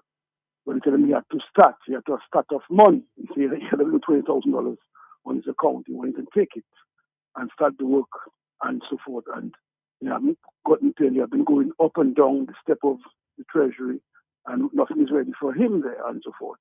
You have a situation where you go to the hospital and they hadn't have anything to treat you. And so, and I was there yesterday, I saw the condition there. And you had one nurse who had to be in a little booth taking your information, and then once you take a certain amount, you have to go in the nurse's quarters now to take your pressure and take your, your other stuff and so on, and then give, and then for you to take to the nurse, so you can sit and wait for the doctor to call you and things like that. So one nurse was doing that. So there's a pressure there on the medical services and so on. And you find we are spending money like if we live in Saddam Hussein country, we live in Papa Doc country, where people have no feelings for others. And so, in a poor country where economy is down and out and so forth, we depend heavily on CBI. CBI is going down and so forth. We put no effort in agriculture and in uplifting and expanding our tourism product and so forth. We just at a standstill, and we can spend $184,500 to buy a vehicle to take children to school. I think rarely. The Prime Minister's Prime Minister, any Prime Minister would have certain benefits. Privileges, yes. But come on. But that is not even, I don't call it abuse. That is like it's a Satan kind of approach that was run on the country. And we have been led by a satanic Prime Minister with a satanic cabinet. And our country is going down the drain. The Prime Minister is the Prime Minister. He gets a salary, he gets allowances. His rent is $64,000. His wife is a minister. She gets allowances and so forth. And they're living high-tighty, like what they call smell sweet. How do you say it? Live sweet. Yeah, live sweet. While the country is paying for all of that, I don't understand where we are. To me, when I heard that math, I don't even believe that. I just find that to me is crazy. Well, I'm amazed myself, Boston. Let's take another phone call, 9:15. Prime Minister, just say you're sorry at this time, and give the vehicle or pass it on to another ministry, because it almost seems like, this is abuse of the people's funds. This is people's taxpayers' money. Yes, so we want the children to live comfortably, but come on. And everybody's going for money. The government is owing people at the treasury, and things like that happening. People can't get their money. Contractors can't get their money. And we spend $184,000 on one vehicle. Hello, talk to me on the telephone. Good morning. Yes. Sorry, on the telephone. Hello, talk to me. Hello, yes, talk to me. Good morning, Mr. Pelty. Good morning. How are you? Morning to you. Morning, yes. Matt, I'm sitting listening. Matt, I got the letter. I look at it with unbelief. But I'm asking myself, Matt, did the other ministers in government, are they approving of that? Do they sit comfortable? Do they sleep comfortable? Matt, how far is the Prime Minister leaving residents from when children are going to school? Matt, do we have guns? Do we have, Matt, a vehicle for all that money in the country for your children to go to school? Teachers can get a salary increase. Policemen can get a salary increase. Nurses can get a salary increase. Recently, Matt, there was a bad accident. I think somewhere point wrong, Matt. A machine was needed to cut the vehicle, Matt. We do not have those kind of equipment in the country. And that is, Matt, and we're talking about the person who leaked the information, because the person that leaked the information cannot sleep comfortable. That hurt the person's heart. And we're sitting in this country time and time and time again. And I always mention the religious leaders of Dominica. Boy, all you sit down in Dominica and all just Sunday morning preaching, Sunday morning preaching, Sunday morning preaching. Church of Christ, Baptist, Berean, Seventh-day Adventist, Jehovah's Witnesses. All you sit down in this country and are letting those things go on. Have a blessed day in all you quiet and comfortable zone. But have a blessed day. Thank you, thank you. I know everybody seemed, taken back by this announcement here this morning. Hello, talk to me. Approved by the Minister of Finance, Mr. McIntyre. Hello, talk to me on the telephone. Yes, good morning. Matt, you're already living in a mansion at our expense. Well, just hire a tutor. Pay from your pocket a tutor. We know you've accumulated wealth. Pay a tutor to teach your children at home. Homeschool them. They live in a mansion, But why do you have to make that expense on the backs of the people when you could simply pay a tutor to teach your children in your mansion? Enough said, man. All right, thank you. On the telephone, more telephone calls. Yes, we're here. Yes, good morning. I say praises, thanks, blessings, and glory to all those who sacrifice their personal safety and security, trying to elevate mankind to humanity. Mr. Pelty, blessings to your family again. Blessings. Matt, just quickly, Matt, I want to say, you talk about violence against women and girls. Matt, the world are they looking at Gaza, Matt? I'm sure. So when we try to isolate our problems, Matt, today is Matt. And, it's Matt and his family and his friends that talking. Tomorrow when it's me, Matt and his family and his friends don't bother with me, because when they was in the Koshonia, I never said anything. And collectively, we're following everything that destructive United Nations are talking about. Why about children? Why not children? Why not humanity or human beings? We always want to compartmentalize situations, divide and rule. But let me come back to that. Oh, Matt, how would I?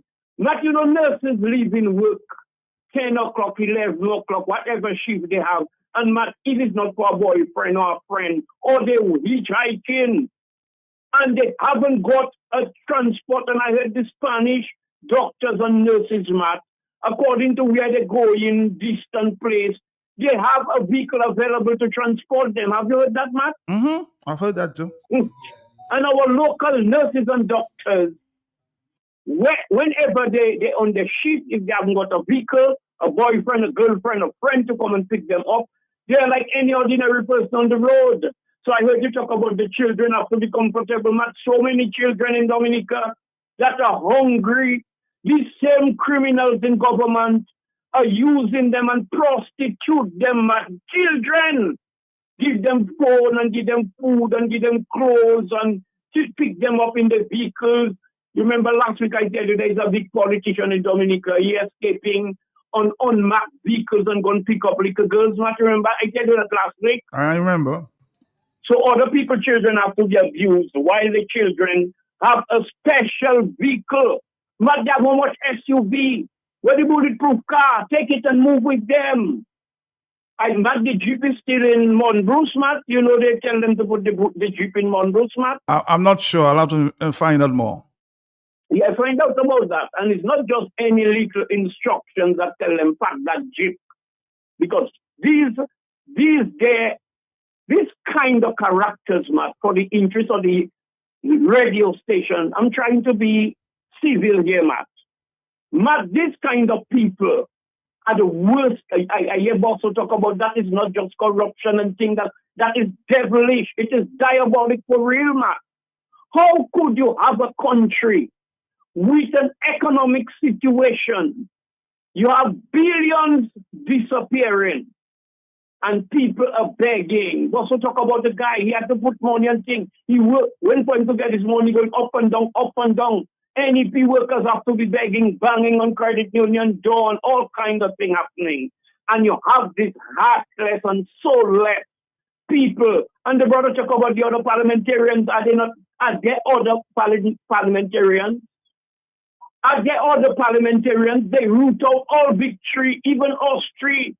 Look, they root out Vincent Desson the other day there and put the roots up in the air. You telling me about BB and Pingrave they're talking about in Parliament? Why would they even make that their concern when they're looking where they can go and steal, whether in pharmacies, in supermarket, or who they can bribe, who they can trick? Showing that happening, that Dominica is not being governed. Dominica is being ruled by a ruthless dictator, heartless, soulless. He man have divorced this conscience from himself, my brother, and is just to, maybe he's doing all of that to facilitate the smooth transition from Dominicans to the Chinese. Maybe he's just a robot. They might have planted a chip in him, or he's so wicked, just going with the flow of their instructions, Matt, to further impoverish Dominicans until they have to be begging for bones, Matt. Matt, that level of abuse. Oh, Melissa children and Scary. Melissa clothing is how much? Thousands of dollars. Scary shoes and his clothing is thousands of dollars for one suit, you know, man. For one shoes, for one bag. And you have poor people have to prostitute their own children. One guy tell me, a child coming to a phone, an expensive phone, man, and the mother say, you could not get one for me, a school child, you know, man. So the parents have to turn a blind eye, watching the children being abused, man, and prostituting. You'll have to pay the bill this month because mommy broke it, and mommy really broke, man. So children everywhere is laugh their show. Matt, the other thing they call it buck money coup. I don't know. Matt, find out for me what. When you taking blows, Matt.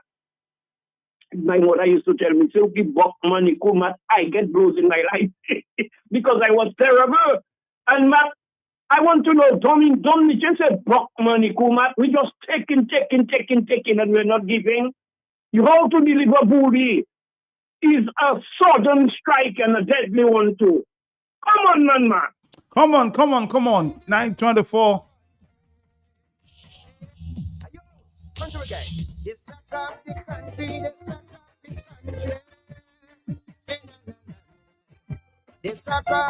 I'll tell you what.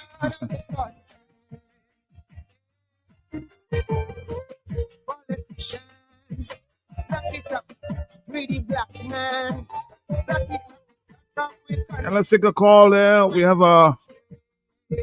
Mr. Michael Asafan standing by. We'll talk about another issue and we need to make a few calls. Hello, talk to me on the telephone quickly there. Yes, good morning. Hello, good morning, Matt. Morning to you, sir. How are you? Matt, I'm good, Matt. Matt, we cannot take the behavior of Prime Minister Roosevelt Skerritt in isolation, you know. Matt, when I hear about the plunder of the country by Mr. Skerritt, requesting a vehicle that cost $184,000 to transport his children to and from school. That is plunder. That is more than abuse. But it reminds me years ago when Dominicans were saying, give the young man a chance. Matt, it is dangerous to give young men a chance to run a country, Matt. It is dangerous. Matt, the Joe Button Road, if you see the condition of that road, the Jackmore Road, Matt, property owners at Wesley are literally crying for their money. And this man takes $184,500 to purchase a vehicle for his children. My Dominican people is going to eventually have an opportunity to vote this man out, for us to see his back, Matt, so that they can get an opportunity to transform their lives. The question I want to ask this morning also is, Matthias Pelted Jr., was Fidel Grant present at the cabinet meeting when the cabinet took a decision to purchase a vehicle for Roosevelt Skerrit children at a cost of $184,500? Thank you very much, man. Thank you. Look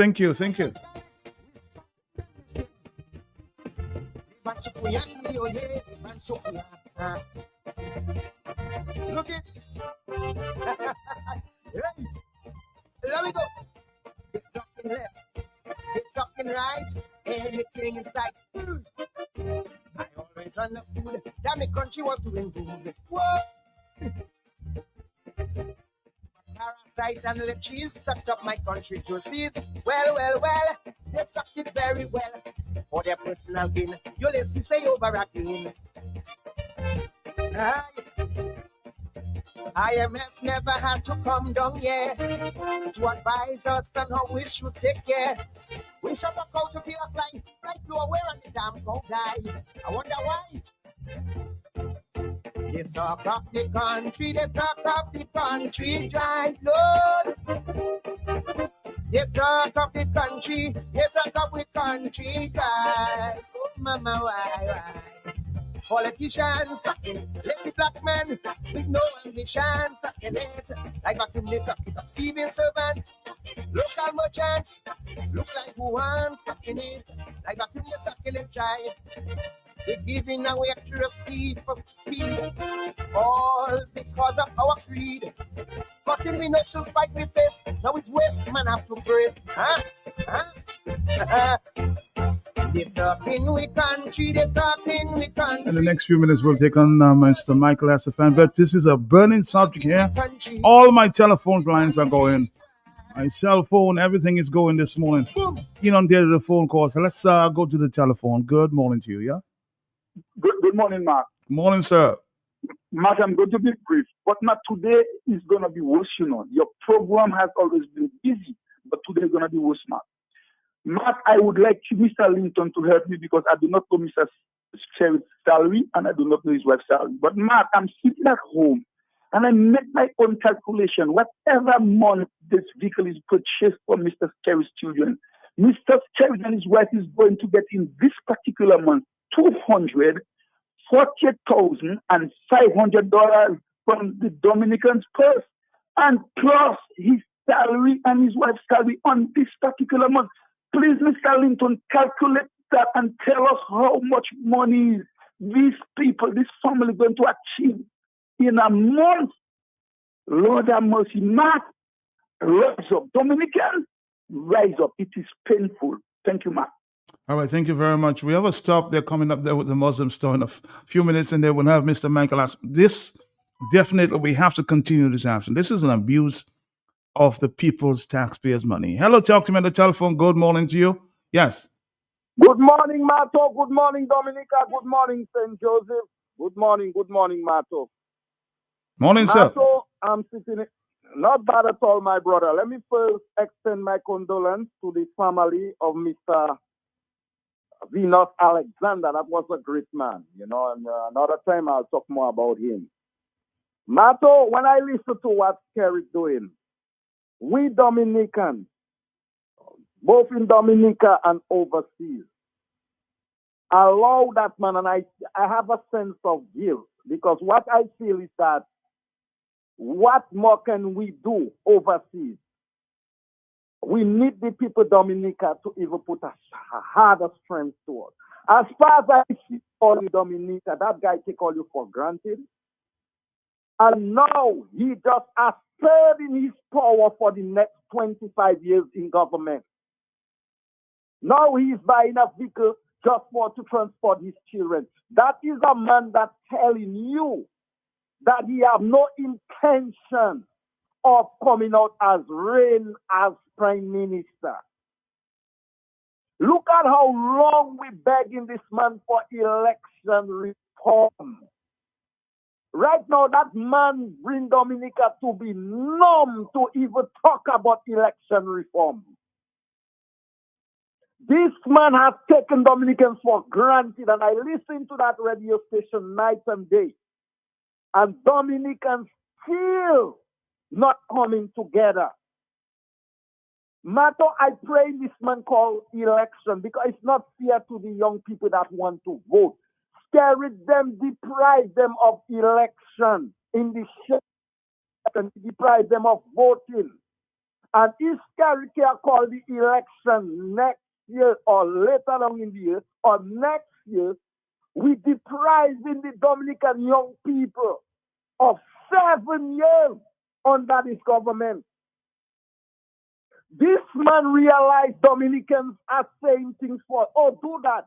Build this for us. Why the government not lowering the cost of living? Why the government not doing that? And Scarrett is smart because Scarrett knows if we can do a little of that, they will approve us and we will continue raining and tricking them. Scarrett see our fault. And we're not coming together as a people and tell ourselves whether we want election or not. But I believe Dominica is ripe for election because you want the Dominican people to choose whether they want Scarrett to continue living a life of Pharaoh and Mrs. Pharaoh and them.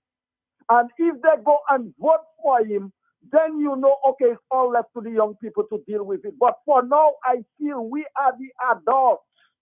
We are making decisions contrary to the young people, and we will be held responsible for our action because we are depriving the young people from going to vote. We holding the young people as hostage, as carried holding Dominica hostage.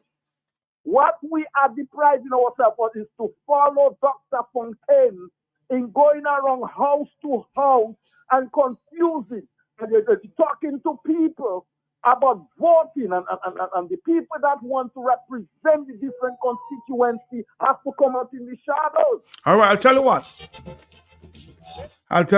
Caller, we'll have to take you back a little later, but we have a stop coming up there with our friends from the Muslim store. We need to do that, and we have Mr. Michael Asafan standing by for another part of the program. We'll continue there at the 1 o'clock hour with this very subject there. But before we go to friends there from the Muslim store, very important announcement there. Dominic wishes to inform customers in the following areas that the electricity supply will be interrupted today, Monday, 25th November, 2024, from 10 a.m. to 2:30 p.m. Loda, Grand Fond, Rivière-Syriac, Mont Jean, Casgari, La Plaine, La Ronde, Boitica, Delis, Point Mulat, West Coast, Mont Rachel, Mayro, Jimmet, West Jimmet Highway, Taru, Layu, and St. Joseph. This interruption is necessary to manage capacity, which has been reduced to damaged generator at its hydro facility in Loda. Dominic appreciates your understanding in this matter and regrets any inconvenience caused. Also, there's another announcement there from Dominic. Dominic wishes to inform its customers in the following areas that the electricity supply will be interrupted today, Monday, 25th November, 2024, from 1 p.m. to 5:30 p.m. Mopo, Deepa, Tranto, Good Hope, San Sofer, Petit Soufriere, for Blow, Rosalie, Grand Fort, Rosalie, Castle Bruce, Stretch, Belleville, Formel, Port-Cancé, Richmond, Margini, Kalinago Territory, Concord, Atkinson, and Twizzle, Pigwa, North End. This interruption is necessary to manage capacity, which has been reduced to a damaged generator at its hydro facility in Lota. Dominic appreciates your understanding in this matter and regrets any inconvenience caused. So, in one instance, the electricity supply will be interrupted from 10 to 2:30 p.m. and the other from 1 p.m. to 5:30 p.m. Dominica. It's that time when we introduce our friends there from. I know you're anxious to call, but we are going to take our friends from the Muslim store and come back, talk to Mr. Michael Asafan. To match that dress. What do you mean where? Go Muslim store. Where? You think I have $1 million to spend, man, my girl? No, girl, they must also have a wide variety of beautiful, luxurious, and affordable jewelry. Necklaces, rings, watches, earrings in gold, silver, and even gold filled. Plus, there's a 35% discount on all jewelry. All that then. Girl, hurry up, they're closing for 30. Visit us today on 18 Old Street, Roseau. Muslim store, locally born, locally grown. www.buymuslims.com. No standing in line, no wasting your time. Buymuslims.com. Just order online, everything will be fine. Buymuslims.com. As soon as you click, you'll be getting it quick. Buymuslims.com. It's like having the entire store at your fingertips. www.buymuslims.com. All right, good morning to you, my brother there from the Muslim store. Good morning, sir. Pleasant morning to you, Matt, and pleasant morning to everyone that's listening on the line. Mhm. I hope you had a wonderful weekend, Matt, because I had a good weekend as well, restful, and I came here with all the energy to talk about our Black Friday sale that we have at the Muslim store. Is it either the homes department, the appliance department, and also the engineering department? And last week we were speaking about at the appliance department that we have 50% on all of our cell phones and our tablets, and I speak of all the different tablets and cell phones that we have. And, we are one of the stores that have one of the widest varieties of cell phones on the island. And today, Matt, we come with some very, very big sale happening at the appliance department starting from today up till Friday, which is the big day, or Black Friday, which is the 29th, and we'll be opening, just to remind all the public that on Friday we'll be opening our doors from 6 a.m. in the morning to 6 p.m. in the afternoon. Say 6 a.m. 6 a.m. in the morning. 6 I can see the line there on Friday. Oh, yes. And today, what we want to bring to you guys this morning, we have a very big sale on all of our 75-inch televisions. So if you're looking to upgrade your television right now, we have all of our any different, it have the different brands. We have the Samsung, we have the LG, we have the TCL, we also have a Tesla as well. We have all those televisions, and they are all the price of $3,599. And you heard me right.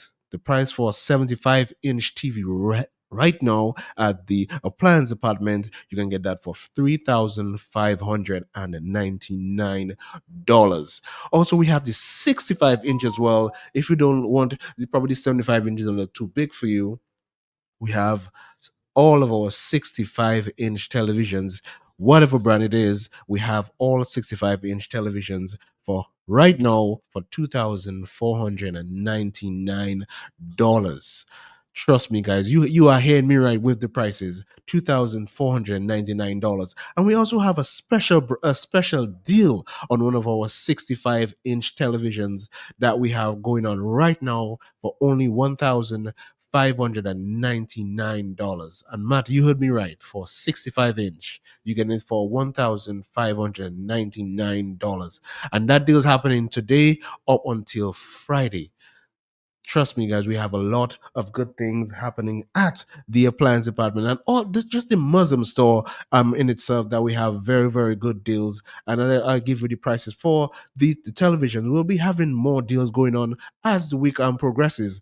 And I just want to touch on the homes department as well. And we had the 40% on all of our furniture and also all of our beds as well. To complement the beds right now, Matt, we have deals going on all of our foam pillows. So if you're looking for a foam pillow, or you're looking for many foam pillows for your bed, we have them going on right now for only $25. So if you're looking for a pillow, from Matt, you as well probably might. There's never too much pillows on your bed, and you can get a foam pillow right now for only $25 at the homes department.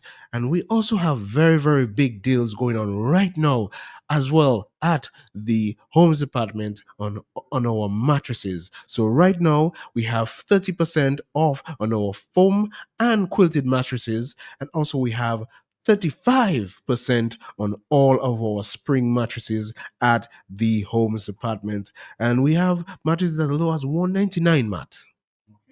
You can get a foam single mattress right now for only $199. And trust me, you just can't go wrong. And all the customers listening on the line right now, trust me, now is the best time to exchange your mattress. If you feel like you're not sleeping properly, you're waking up with a little back pain, you know your neck hurting you, you can come on down to the homes department and you can get very, very big sale on all of our mattresses. As I said, you can get 30% on a foam mattress and a quilted mattress, and also the big one, you can get 35% on all of our spring mattresses at the homes department. And I said we're going to have a lot more happening. Also, stay tuned to MO News. We'll be live also at MO News at the homes department as well tomorrow. So stay tuned to MO News so you guys can see all the good things.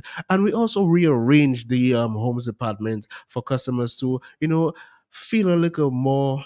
It's much nicer when you come to the homes department, and when you take a look at the MO News tomorrow, you will see for yourself of all the deals and how beautiful that homes department is looking currently. Also, we had deals on at the engineering department as well, where we had sale on all of our AC units, where you get $100 off on the 12K AC unit. You get $200 off on the 18K AC unit, $300 off on the 24K AC unit. So we have big sales happening right now. And also, I just want to add to the engineering department, we'll be having 30% discount on all of our rims. So if you're looking to probably change your rims, you're probably looking a little too a little untidy, so you'll probably want to change your rim. You can come on down to the homes department, the engineering department, sorry, and get 30% off on all of our rims. And also, if you're looking for lubricants, we have big sale happening right now on all of our lubricants. So we have lubricants as low as $18, guys. And we have different type of lubricants. We have the brake fluids, they have the transmission fluids as well, and we have the engine oil. So we can get a lubricant for as low as $18. We have transmission fluids as well, and all of our transmission fluids are all $25 for this week up until Friday. All of our transmission fluids will be $25. Also, our 20-liter lubricants are now $125. So if you're looking for the big 20-liter lubricant, you can get them right now at the engineering department for $125. And I said it's a lot more we have to give you guys. And as I said, tomorrow to stay tuned to MO, where we'll have a lot of good things showing you guys at the homes department. And on Wednesday, we'll be at the appliance department to give you guys to show you guys a lot of some of the items and all the big deals that we have going on at the homes department. And I'm just so happy to bring you guys all this information. And when I come here tomorrow again, I'll be so excited because I know we have a lot more to give you guys for Black Friday. And I don't want to thank Matt. I sound so excited already, Matt. I'm so excited for the Black Friday, Matt, for the 6 o'clock in the morning. And I just want to tell you have a blessed day, Matt, and you as well, Mr. Michael Estevans, and everybody that's listening on the line right now. Have a wonderful Monday and a wonderful week. Thank you. Have a blessed day. Have a blessed day yourself. Thank you. www.buymuslims.com. No standing in line, no wasting your time. Buymuslims.com. Just order online, everything will be fine. Buymuslims.com. As soon as you click, you'll be getting it quick. Buymuslims.com. It's like having the entire store at your fingertips. www.buymuslims.com. It's that time again when Akel Ruffle Mattress and Fabric Store is giving up to 40% on selected sheet sets, mattresses from 20 to 30%, fabric 30%, leverage 15%, and special prices on pillows. Visit Akel Ruffle Mattress and Fabric Store on King George V Street across from the Jolly's Wholesale on the Point Michelle bus stop. Call 440-2424 for more information. Can I have this? We have an extra $400 from Flow. You can have everything you want. More gifts with Flow. With Christmas in, when weekly prices up to 10,000. Gosh, sign up for a postpaid bundle or a private.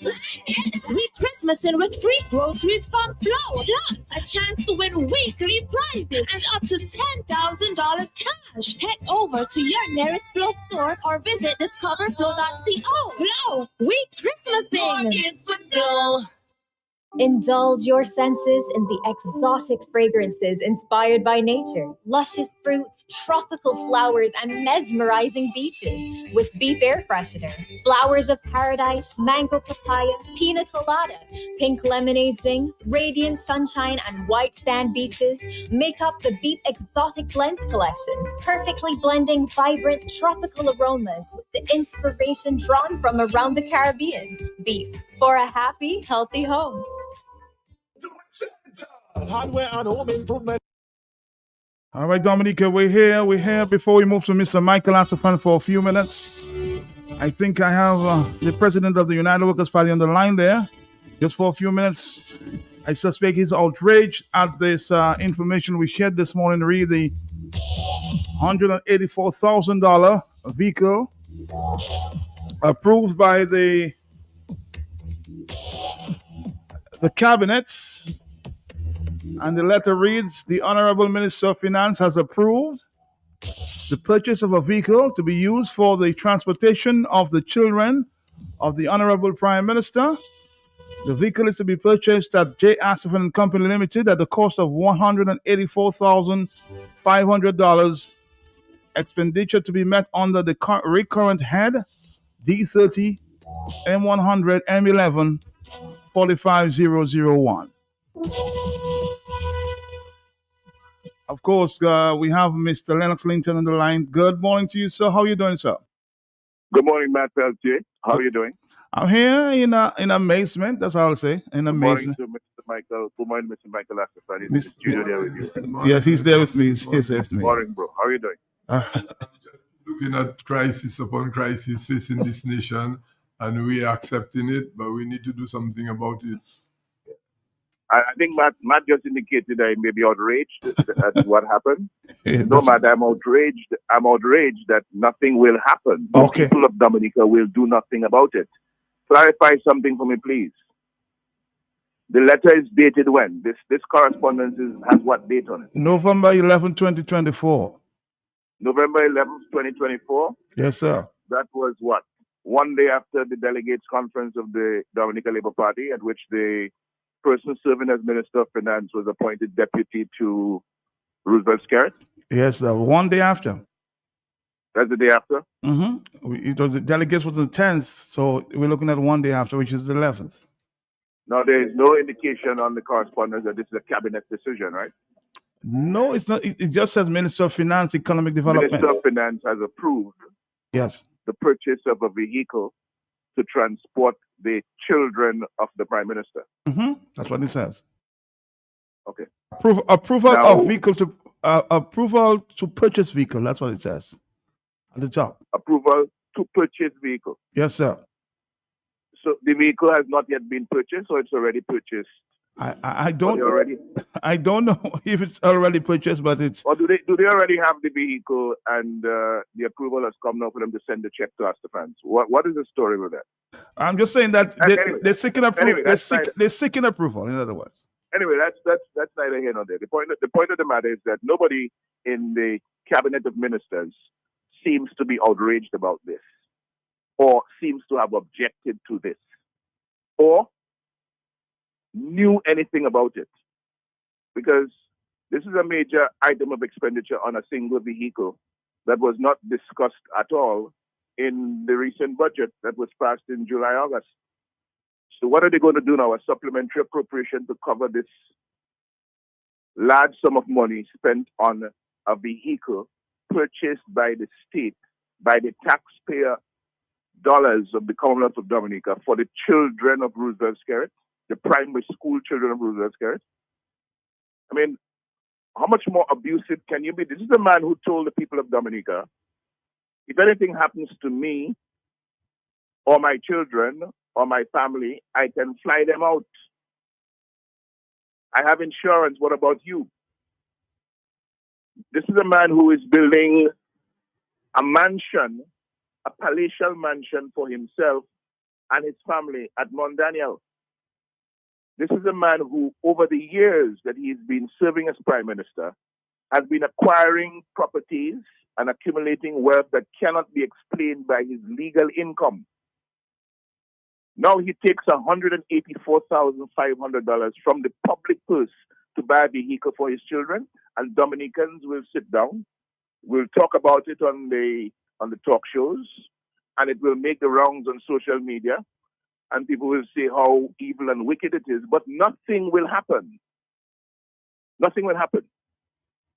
If you call on the people of Dominica to shut down the country tomorrow in protest of that level of abuse and wickedness and corruption, everybody will probably get up and go to work and pretend as though nothing happened. How can this be tolerated? How? In a situation where everybody is broke, the government owes significant sums of money, millions of dollars, for people who have provided goods and services to the government, to the state. The hospitals have no medical supplies. They have no consumables. They're struggling. The schools across Dominica are in need of teaching supplies. There are institutions of state that need vehicles that they cannot get. And the Prime Minister, Roosevelt Skerritt, takes $184,500 of the people's money to buy a vehicle for his children, his primary school children, and that is going to be accepted. Nobody is going to demand that this vehicle be returned to Astafan and Company for a full refund of our money, or that the vehicle be assigned elsewhere. Nobody is going to do that. This is a man who is already costing the state of Dominica over $125,000 a month between his rent, the operating expenses for the rented property, his salary and other compensation benefits, transportation for himself, his wife, and his family, and security arrangements for himself, his wife, and his family. The bill adds up to over $125,000 a month, Ordinary people in Dominica to get their children to school, they have a car loan at some commercial financial operation, the credit union, the banks. They pay their money monthly from their little salaries and so on. They struggle, they put gas and so on. And the Prime Minister, with the monies belonging to those people, is buying a $184,500 vehicle for his children. And no doubt, the state will pay for a driver who will who will provide security for them through the police organization and so on. All of those costs add up. And Dominicans who are struggling, who are scrunching, young people in this country who cannot see their way, who have no jobs, who cannot find a way to the bank to get money, a $10,000 or $15,000 for them to start a business and start seeing their way, do something that their skills and talents allow them to do and to contribute and to grow the economy through those those youth entrepreneurship ventures. Nothing, absolutely nothing, but $184,500 for one vehicle to transport the Prime Minister's children, which effectively means to bring them to school, because otherwise the children are supposed to be with their parents. Where else can the children? Well, I guess the vehicle will be available when they have to go to birthday parties as well. The parents probably will not go with them, and the driver will take them to the birthday parties or to other events. They're on their own. They have their own vehicle, paid for by the state. Matt, I'm saying Dominicans cannot take this one just sitting down there like that. We have to demand. There has to be a demand. Where, by the way, are all the pastors that were praying against demons at the airport compound a couple of weekends ago? They're still in Dominica? I think so. You should get their names, Matt. Get the names of these pastors. Get their. I remember one. Pastor Amos is one of them. Pastor Amos. Get their social media contact and send the correspondence from the Ministry of Finance to the Permanent Secretary in the Prime Minister's office. Send it to them. Send it to them. and ask them when are they going to pray, when are they going to organize the prayer session to cast out those kinds of demons, that kind of satanic, demonic behavior, that kind of anti-Christian, anti-human behavior. When they're going to pray for the casting out of that from our midst. And when, in case the cabinet members do not know, send it to them as well, Matt. Because maybe they do not know. It's not a cabinet decision, so maybe there are members of cabinet who do not know and therefore had no chance to object. Because think about it, how could it be that Roosevelt Skerritt and Melissa Skerritt are sitting down in a cabinet where they approve $184,500 to send to transport Melissa Skerritt and Roosevelt Skerritt children to school at full expense of the state? No. This one cannot just slide out of the radar in the next few days after we finish our interactions on social media. Something needs to be done about this. The question is, Dominica, what are you prepared to do with this level of abuse, this level of rape and plunder of the resources of the country for the benefit of one man and his family? What are you going to do about it? So, Matt, I'm suggesting make sure the pastors who are praying for demons to be cast out from Dominica get this. Make sure all the cabinet, members of cabinet get this, and start to call them out. Ask them if they agree with this, because this is ridiculous. How can a whole cabinet of ministers sit by and approve this, agree to it? It's not right. It is corrupt. All right, Mr. Linton, thank you very much. We've got to go. I like the way you ended. It's not right. It's corrupt.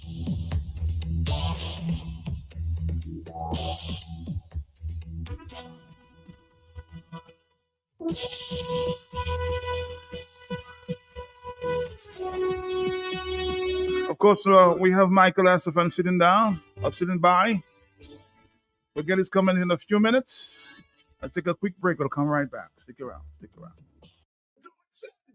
Hardware and home improvement, building supplies for you, kitchen appliances, even home decor too, lumber, lawn, all your garden supplies, plumbing, welding, electrical supplies. Visit Do It Center at the former J. Nassif Hardware location on Goodwill Road. Call us at 255-6890. Do it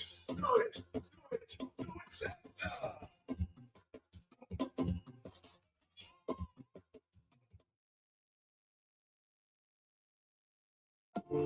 Fresh Market Pharmacy has extended to customers with its new additional location at best price. 2 convenient locations on the Dame Eugenia Charles Boulevard and at Best Price Riverbank. Fresh Market Pharmacy provides over-the-counter medication, health and personal care, prescription drugs, and natural supplements. Our experienced pharmacists and technicians provide the best quality services. Call 225-6883, 255-6875. WhatsApp 316-0310. Your prescription bill just got lowered. Can I have this? We have an extra $400 from Flow. You can have everything you want. Mortgage with Flow.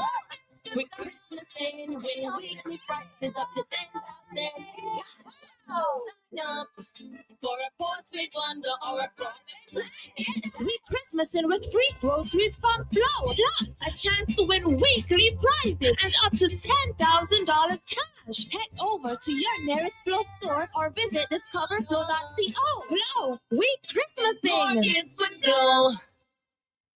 Do It Center shoppers, we have exciting news. Your favorite home improvement destination just got a major upgrade. Get ready to experience the all-new Do It Center online store. Fresh look, same great products, and super user-friendly. Find what you're looking for in a snap. Need assistance? We've got you covered.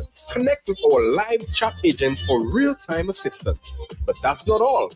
Introducing the convenience of seamless online payments with reliable delivery service straight to your door.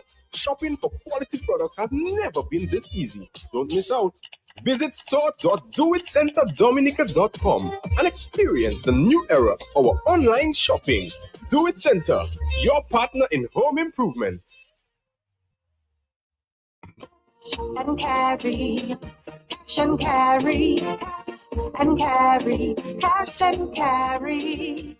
Cash and Carry, we offer the finest selection of products that cater to your every need, from groceries to household essentials. Our shelves are stocked with quality items that are sure to impress. And guess what? We're not just great for wholesale, we're also your go-to place for all your food service needs. Located right opposite the Immigration Department on King George V Street in Roseville, we take pride in providing you with an unforgettable shopping experience. Our friendly staff is here to assist you in each and every step of the way. Ready to place an order or have a question? Call us at 316-0184 or 255-6823. And carry, cash and carry, cash and carry, cash and carry. We can't wait to see you. All right, Dominica, it's hot on the hot set. Mr. Michael Asafan is here to talk about a completely different subject, but I'm sure he wants to share his 2 pence on this one going on there. A vehicle approved for purchase at J. Asafan and Company at the cost of $184,500. And of course, signed by Natalie Louis Hippolyte, Financial Secretary for the Financial Secretary. I suspect the Financial Secretary was not maybe out of state. I don't know. Maybe she's on holidays. It's coming from her office. The Honorable Minister of Finance has approved the purchase of a vehicle to be used for the transportation of the children of the Honorable Prime Minister. Mr. Michael Asafan, your take there. On that, Matt, I just want to say good evening, good day to our listeners. Yes. Because it's hot inside of here. Matt, I do not know who recommended that to the Prime Minister. As a young man growing up, going to academy, I remember Eo Libla driving his children on his way to work, dropping them off at the convent, okay, and wherever the older ones would walk. And, I've seen other prime ministers do it. Of course. Now, who made that recommendation to the Prime Minister? First of all, it's not budgeted. Second of all, it's not part of his emoluments. Nowhere in the Finance Act and those sort of things, in the regulations, there are regulations for what house he can rent and the maximum he can pay and those kind of things. It's not there. And it's not an emergency. So the government, the FS, would be carrying out an illegal action to pay that bill because you must go to Parliament to approve that. It's not an emergency. It cannot come on a supplemental. And if the FS do that, I think we should, Matt, remember I told you about the parliamentary commissioner? If we had one, Matt, we have a right to go to him and say, look at that. And he could put a stop to it, call the FS and tell him, you cannot do that. It's illegal. But we don't have an FS. So the government, not appointing a parliamentary secretary, should give us a lawyer to fight that case. Because it's a right we have to protect our welfare. We have that right. Matt, that is like Dawasco and the same mismanagement and disrespect for the law, teaching us like mere subjects that have to obey anything they do without questioning it. That has no legality in it. Anybody spending that money should pay it back. If the FS approve it, somebody, we as a people should put her in court and make her pay it back because that is illegal. It's not an emergency. It was not taken up in Parliament, not budgeted. Okay? How can you spend taxpayers' money that way? You cannot do that, Matt. We're not reading our constitution, Matt. Okay? There are regulations under the constitution, based on the constitution in terms of spending money. You cannot spend money. The Prime Minister going on supplementary estimate say that he paid Gildan Richards $700,000. Gildan Richards haven't gotten his money. So where the money went, man? If you have a supplementary estimate, is money you spent already. So a crime may have been perpetrated on the people. Because if you supplementary estimates are for money you spent in emergency situation that you're going back to Parliament to apologize to the people for not budgeting it, but having spent it for an emergency. You said you paid Gildan Richards. He never got the money. Money spent. So where that money went, nobody looking at this matter. But Matt, I'm here to deal with a similar matter. And to me, Dowasco is treating us like a lavish woman who had a child for a man, but she gave it to another man. All of a sudden, the other man not involved, so she want to give it to the true father, but want him to pay the late and monthly support for the 10 years that she had the child. And she's having a lavish life. Okay? Dowasco is being run by the company for us. Okay? They need to let us know, Matt, whenever their cost surpasses their revenue.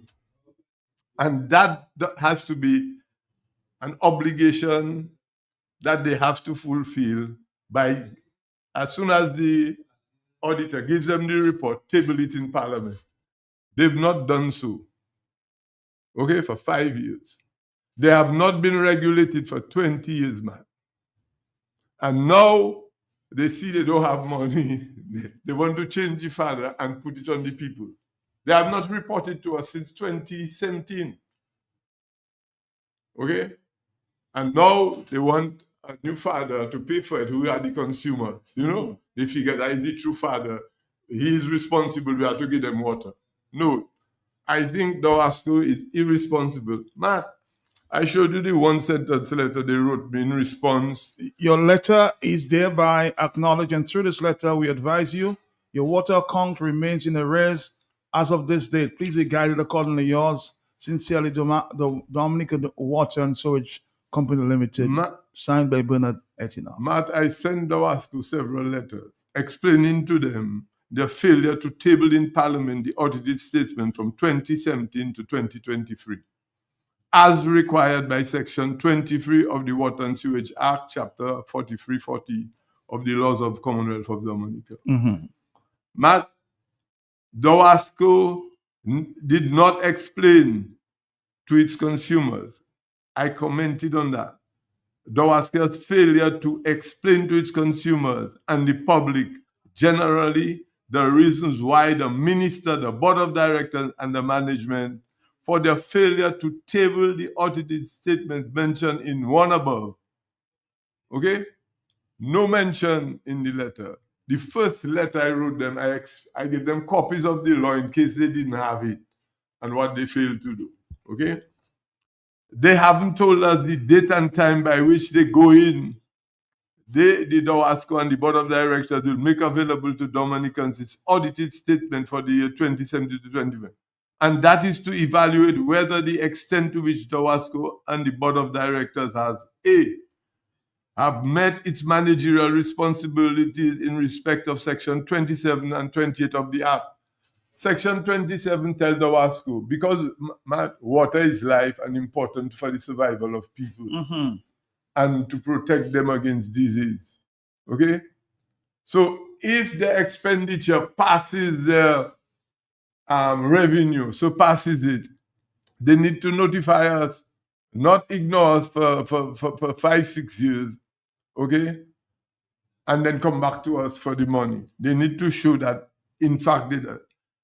And they also need to, that the application of the access charge by the minister was effected in strict compliance with the provisions of Section 25 of the Act.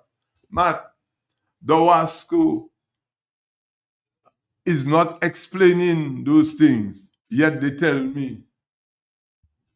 They're doing something, they're not following the rule of law, yet they tell me. Okay? The reasons for Dowasco operating without a regulator for 20 years, more than 20 years, no regulator, people to tell them what to do. That project is for the government to pay, not the people. Because if you're developing, a housing project, private developer, you have to put in your water and lights. You're not telling me Dowasco going to, we don't know, okay? But we need to know what is the reasons why Dowasco wants an access charge. The reasons Dowasco operating the access charge contrary to all basic fee structures for utilities based on income instead of consumption. From what I gather, they are reviewing they're reviewing the approach now. I mean, they're saying that they'll be visiting like medium-sized businesses and large businesses to establish whether they're doing the right thing. From what I gather. Matt, I'm going to give you one thing. The present fee structure seems to have a discriminatory effect on certain sectors. Okay? It seems that with the present fee structure, the Dowasco will not satisfy the basic requirement based on the principles of the utility. The utility must be fair and reasonable to its customers. Okay? I'm going to give you an example.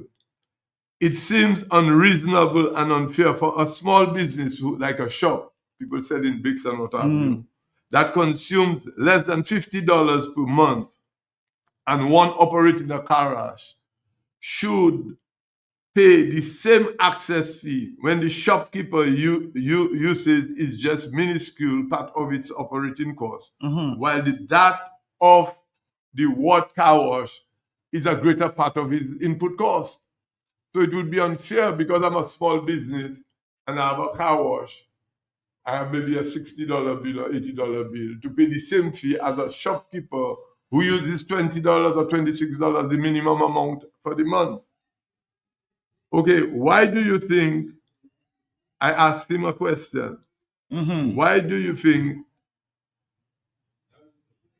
how does Dowasco plan to monitor customers who initially qualified as a large business but revenues decline? But your information on your business is private and confidential. I hope the Inland Revenue didn't give Dowasco information because that would mean that somebody else can. But what if I'm a big business? I have to pay the $1,000. But things gone hey sour now, I have to pay $800. So I fall below. Are they going to tell me, well, drop me down? Are they going to monitor my cost? That measure is so ridiculous that it will cause people to put the Ministry of Finance or Revenue, Inland Revenue in court, okay? Because this is confidential information. Now, they passed the SRNO after I wrote them, man. Why do you think gazetting an SRNO on the 25th of July, 3 months after the decision to implement the water access charge, bearing in mind all of what we told them that they did that is illegal, should make the access charge legal? I think the access charge is illegal because they did not follow the law. They have not tabled to Parliament. They may have mismanaged Dowasco and they want us to pay for their incompetence and errors. They cannot do that. We have to be fair to Dowasco.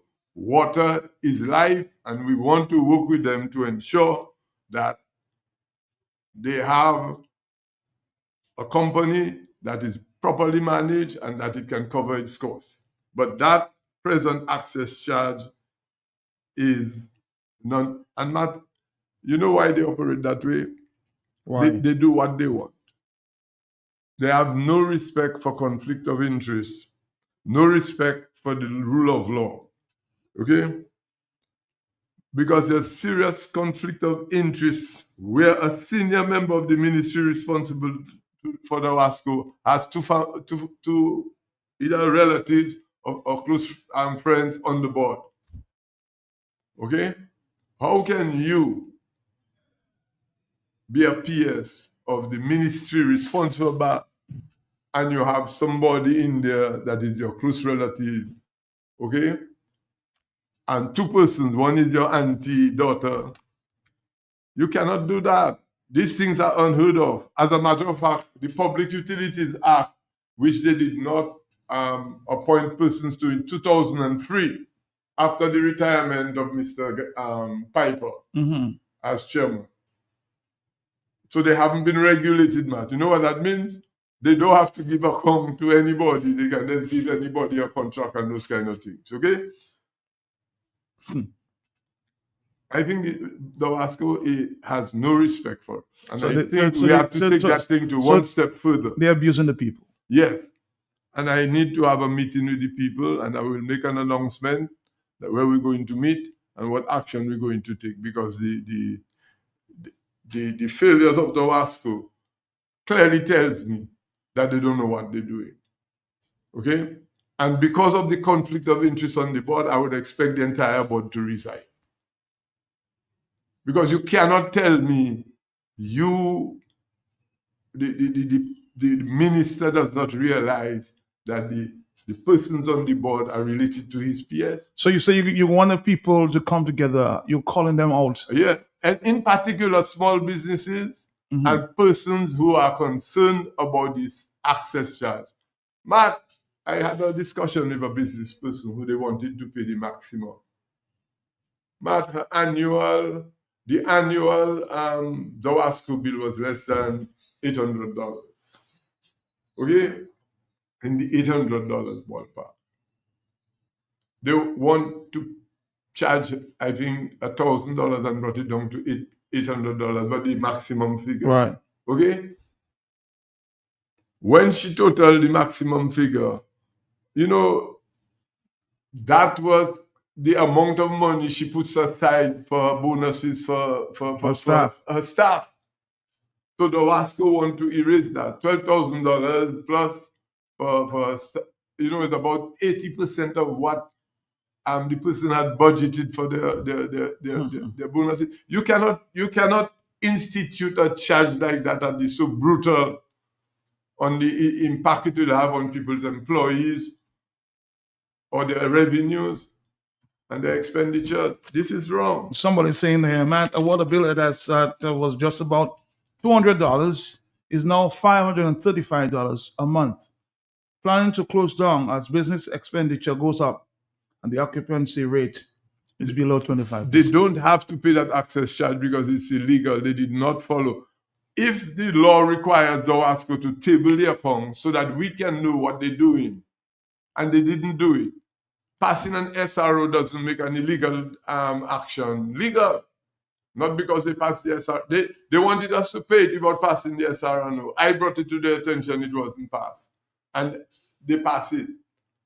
Despite the fact that they know that what they did is illegal. Okay?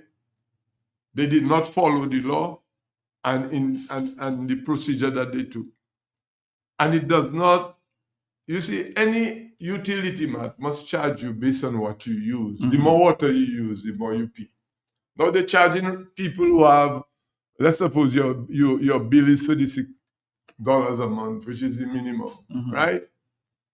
You have to pay $15, which is close to 50%. Anytime a utility is asking you 50% to meet their costs, and they were not regulated, and the reasons may have nothing to do with the cost of production of water, but the management, failures on the management part, because they didn't table it. From the time their costs had overrun their expenditure, their revenues, we should know. So measures should be put in place. Now, if you want to charge some people 50, that the same percentage across the board, people will accept it. The same 15% the low-income people have to pay. You ask them to pay the same percentage. They will accept it. It is exorbitant, but it will be fairer. But it is unreasonable for any utility to come and charge a 50%. The only time they can charge a high fee like that, but let's suppose there's a major disaster and Dawasco had to come up with $10 million to redo the water lines and to give it to the people. They can come up with a charge that all of us pay over a 5-year period. After 5 years, the charge gone to cover that $10 million because of the disaster. That is a reasonable way of approaching it. They don't have the money, the bank gave them the money, but how are we going to pay? So you look at your annual bills and you say, well, if we paid them $2 million a year or $1 million a year, in 5 years' time, 15 years' time, we'll pay it off. Or in 5 years' time, we'll pay it off. So we're going to give a charge of 5% on everybody. And in 5 years' charge, we'll pay that off. Nothing like that, indefinitely, without any review with the private sector. The members of the Hotel Association and DIC, they have problems. But as usual, they play in politics. They want to go and see the prime minister, go and see the minister to see what they can do for them. That's not how it is. DOWASCO must be run properly. DOWASCO must follow the law. Where the law is affecting its operation, make recommendations to amend the law. But you cannot just go and violate the law and expect us to pay for it. You're on the board with your cousins and whatever. You spending money, you giving who you want your contracts, not competitive tender. We have no idea. All of a sudden, you cannot meet your cost. You're just coming up with an access charge and asking us to pay. That is wrong. It is wrong. And persons who are interested, Matt, in this matter and taking it up should call this number or WhatsApp their interest 616-9964. That's your number? My number. 96. Let's get it again. There are two numbers, 616-9964 or 616-9045. Just WhatsApp your interest. We're having a meeting. We will announce the meeting because it's either we have a meeting or go outside of the WASCO and have a meeting.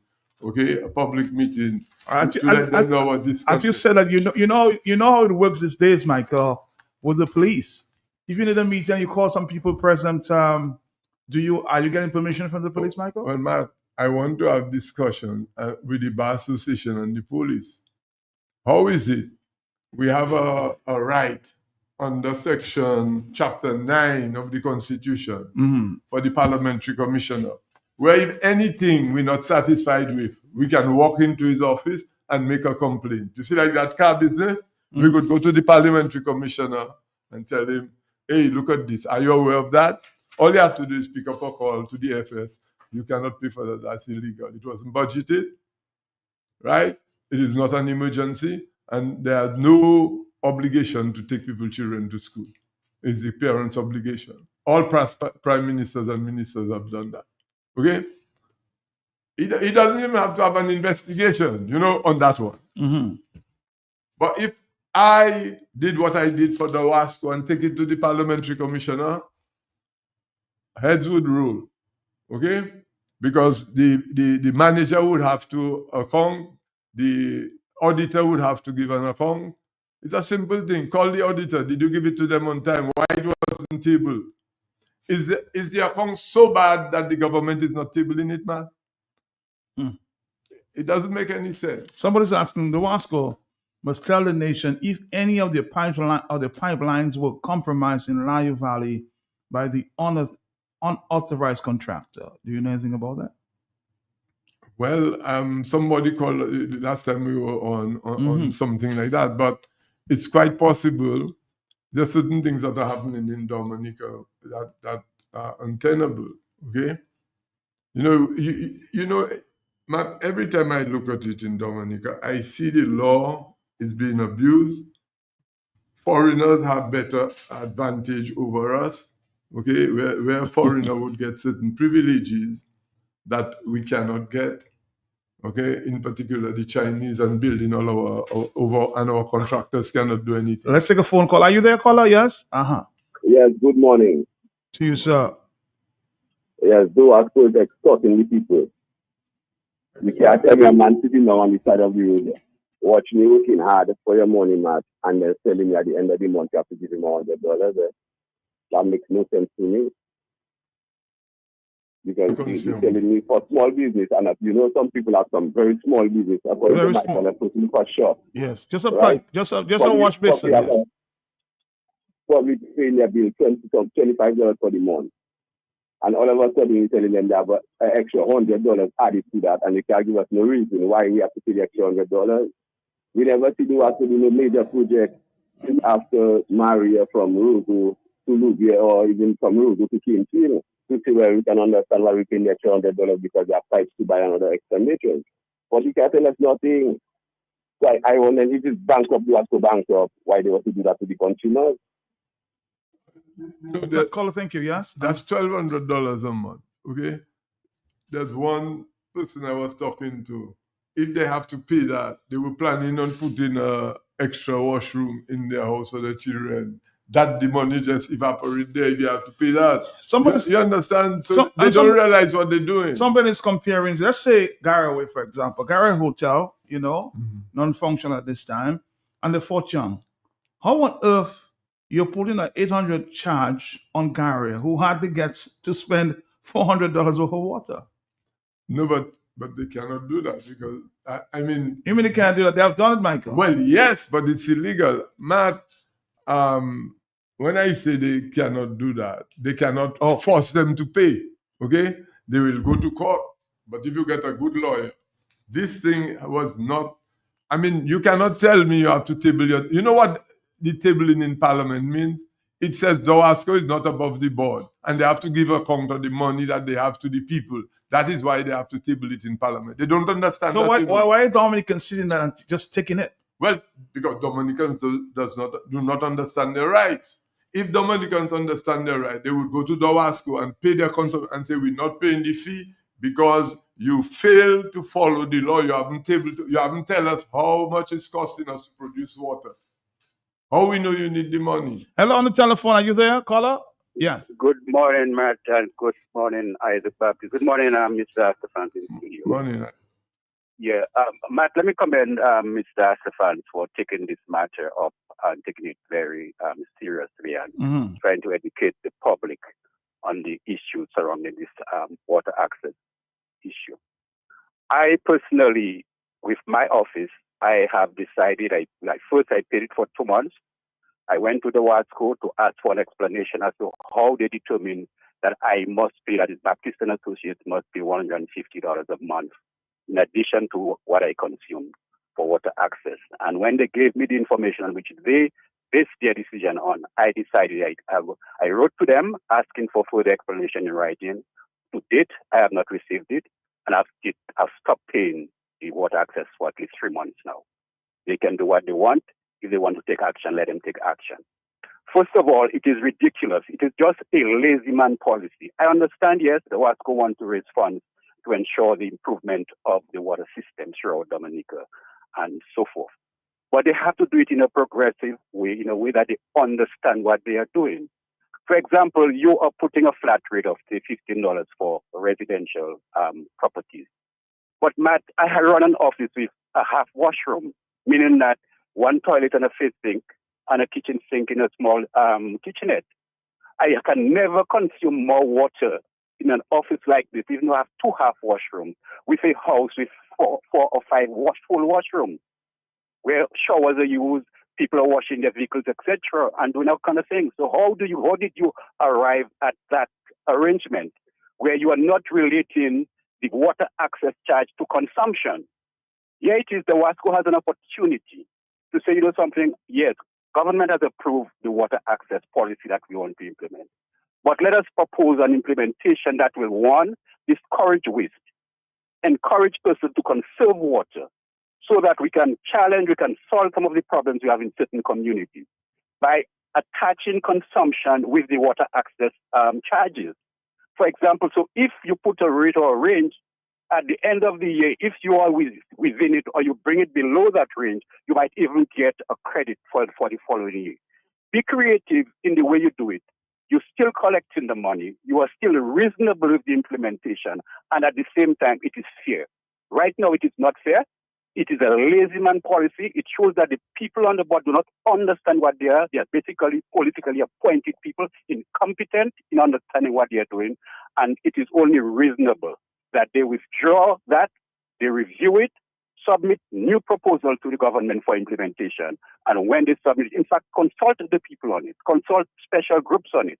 And having done that, then they can proceed to implement it. But it's not only illegal, as Mr. Stefan is saying, it is crazy. It is not, that has no relationship to the fact that the consumption that you are trying to control, your access water access charges is even does not manage it, and at the same time, it is not fair and reasonable as far as consumption of it is concerned. Thank you. Thank you. Well said. Matt, I went to one customer who had a single pipe for his house.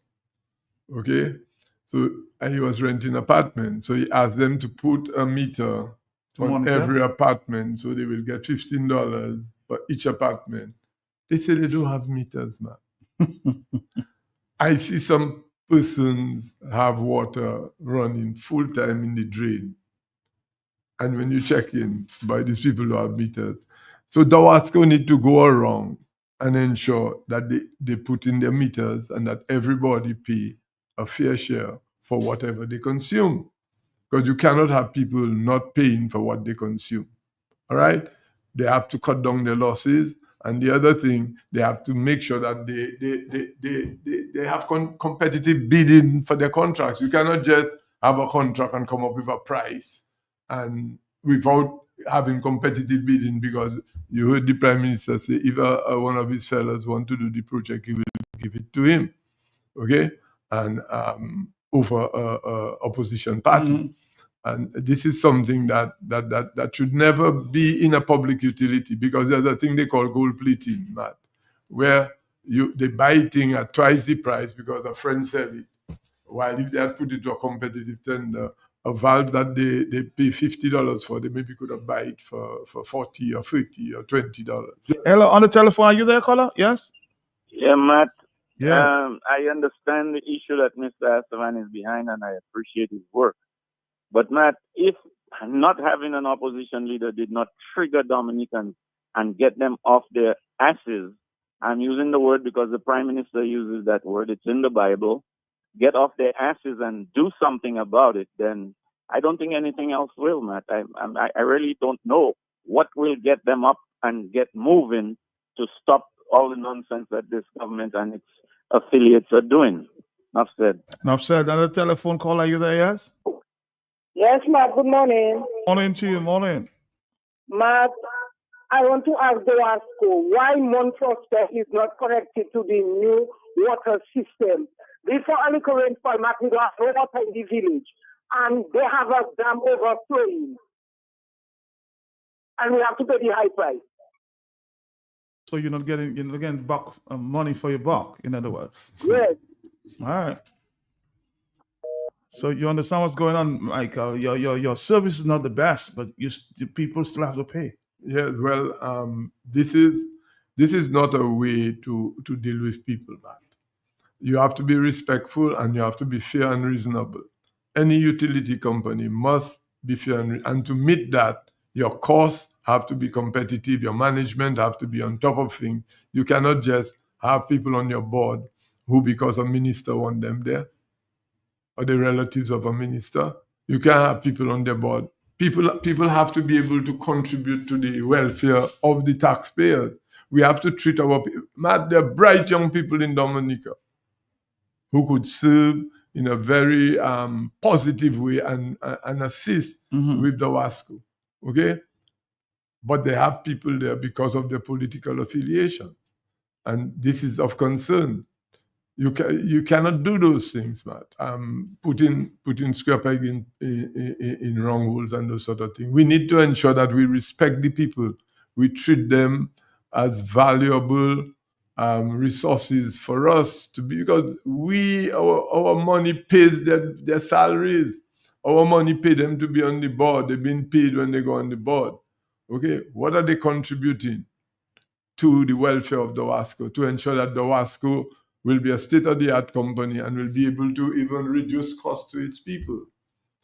What are they doing? I asked you a question earlier, Michael, as it relates to you calling a few people together. And, in recent times, we've heard a lot of talk about, breaking laws, incitement. Have you gotten permission from the police, Michael, to call these people together? But, Matt, you don't need permission. Matt, let me tell you. Tell me. I knew when we were in the Freedom Party and we had a thing, we would go to the police to tell them we're having a meeting not for their permission, but if they could put security to ensure that if somebody want to come and make trouble, they can deal with it. The Constitution, nowhere in the Constitution tell you need to do police for freedom of movement, you know. Nowhere in the Constitution tells you so. Nowhere in the Constitution tell you you can walk around Russo, walk around the ministry. It's public property. I asked the officer if he could tell me did an SRO was passed to declare Kennedy Avenue a no entry.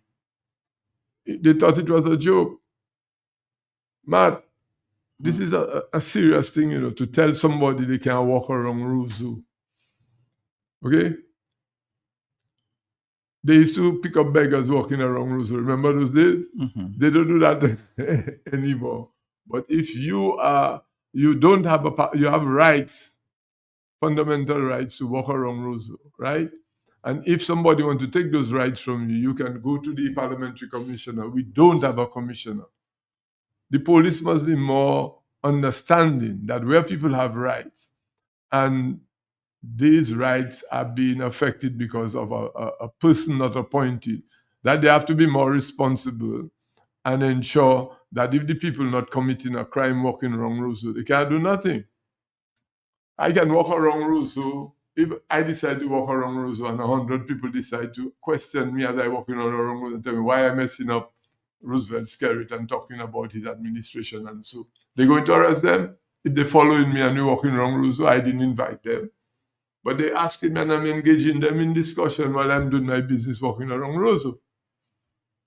How can you see, the police, we need to sit down with the Police Welfare Association and look at the Constitution with some lawyers and their legal advisors and the Attorney General. And so they can tell us when the Constitution say you need to get police permission for you to walk around Russo. If you're infringing on people's rights, you can walk around Russo. If you go in and blockade people and take their thing. Are you blocking the road? There was a man who was violating people's rights to go to their estate and to their business in Soufrière. They reported that to the police how many times? They never pick up the man. The man they allege that the man and his whoever committed murder against two individuals on that very road, a public road, one of the oldest public roads in Dominica. Okay? And they're seeking bail for him. And the lawyer, and he seems to be in business. So you see a massive conflict of interest. His lawyer is one in the passport business too, just like him. Okay? And they're seeking, and I understand there were some Canadians in Dominica investigation. The investigation were going, and they just blocked them all of a sudden. But I don't know how, this is things you hear in around. Block who? The Canadians from doing the investigation. Really? Okay. Yeah, because very interesting. But I saw the last documentary produced there by Canadians, and they got to the lawyer who said his client is not guilty. I don't know if it happened after that, if there was a follow-up to that story, because I know the Canadians are very, very interested in the case. So the lawyer know who did it then? Well, he said his client is not guilty. I can't tell if he knows who did it. No, it's interesting. He must have an idea of who did it. If he's not guilty, he must know for a fact.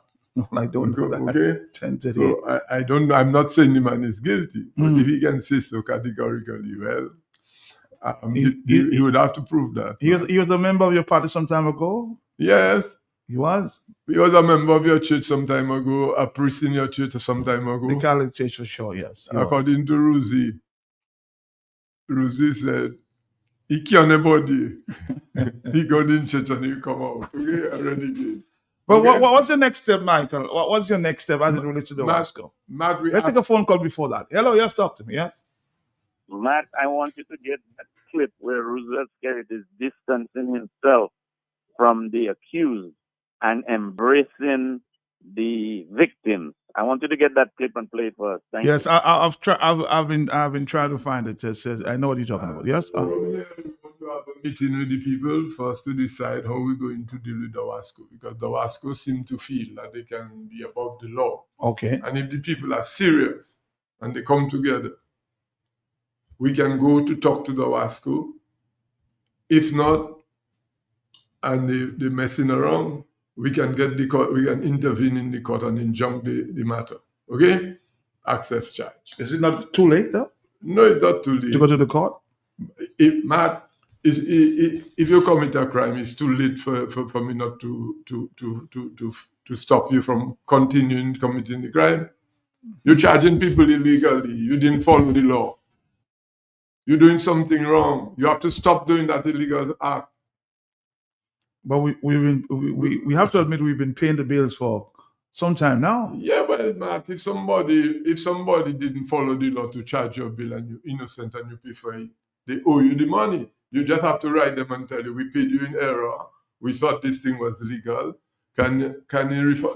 The WASCO better act now before they have to put the company in a situation where they will have to pay too much people and they wouldn't have a revenue for 2-3 months because people paid them access charges that was illegal. So they need to come up with something that is illegal, and to compensate the people who paid them in advance. Because I wrote them a letter, I explained to them.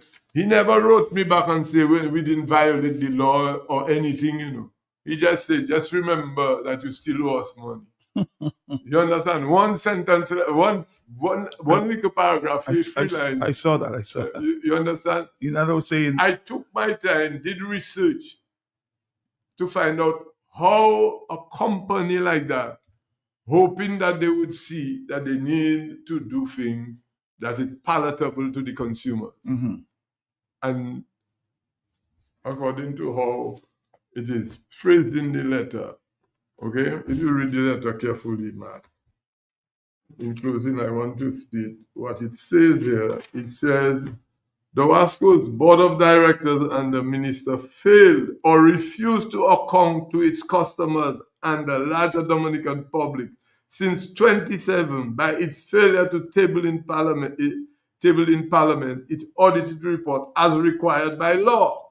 Instead of fulfilling its statutory obligations, the WASCO, its board of directors, and the minister seem to present to its consumers and the wider public a disrespectful image of themselves as overlords of the law, who are not accountable to the consumers and the public, whom they abusively treat as no more than mere menial obedient subjects. Okay? That's what they did. We go and pay either because we believe we live all right or we afraid to cut our water. Okay? When it is illegal. Let's take a break. We'll come back. We'll come back after this. This is Asa Banton, your Tropical Water Ambassador, with your hurricane tip for today. Insurance checkup. Ensure that your home and car insurance policies are up to date and covers hurricanes, flooding protection, etc. Be prepared and remember to stock up on Tropical Water. Want to stay ahead in the world of electronic communications? Then you've got to check out Ectel Bytes, a production of the Eastern Caribbean Telecommunications Authority. We dive into the hottest topics affecting the telecom sector, from the latest innovations to the policies shaping your digital future. Tune in to Ectel Bytes on the last 3 Thursdays of this month, November 14th, 21st, and 28th. In the digital world, knowledge is your greatest asset. Somebody book Creole, baby.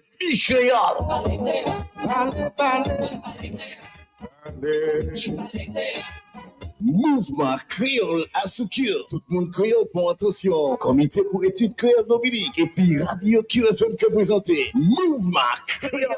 Tous les mardis soirs, entre 6 et après-midi. Information, blague, interview, l'histoire, proverbe, discussion, reportage, apprendre à parler et puis écrit créole. Lien avec ton peuple créole. Bon musique créole. Mouvement créole. À nous faire un rendez-vous, messieurs, mesdames. tous les mardis soirs. QFM qui est frappé avec bon parole créole. Sans ça participer, qui est nous? Rapidement, Mouvement Créole à ce grand station QFM. Voici avec nous tous les mardis soirs 6h pour Mouvement Créole. Pas matcher ça.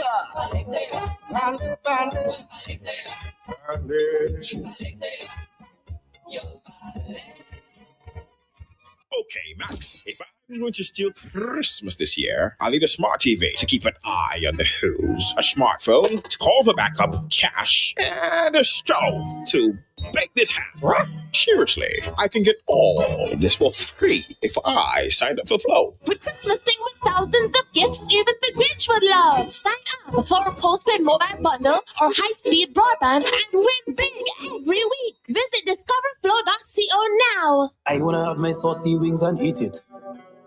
Wanna have my saucy wings and eat it. I wanna have my saucy wings and eat it. Why would I have my saucy wings and not want to eat it? It's the right time to indulge in new flavors with KFC's new saucy wings. For a limited time only, taste the sweet Baby Ray's original barbecue sauce and the buffalo wing sauce. Get a 6-piece combo with regular fries and a 16-ounce drink for only $28.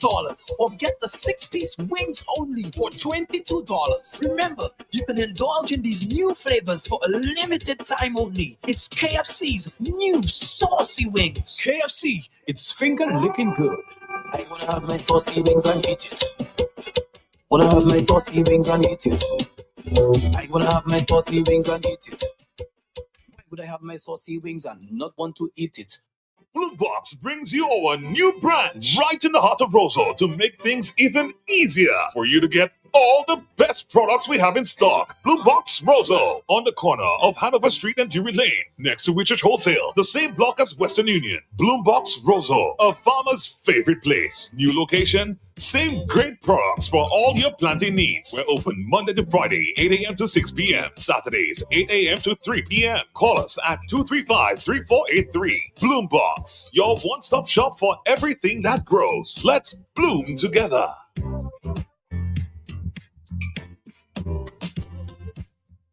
You have asked for it, all of it, and we heard you loud and clear. Dominica, get ready for a repeat of attorney at law and politician Joshua Francis telling his story, telling his truth.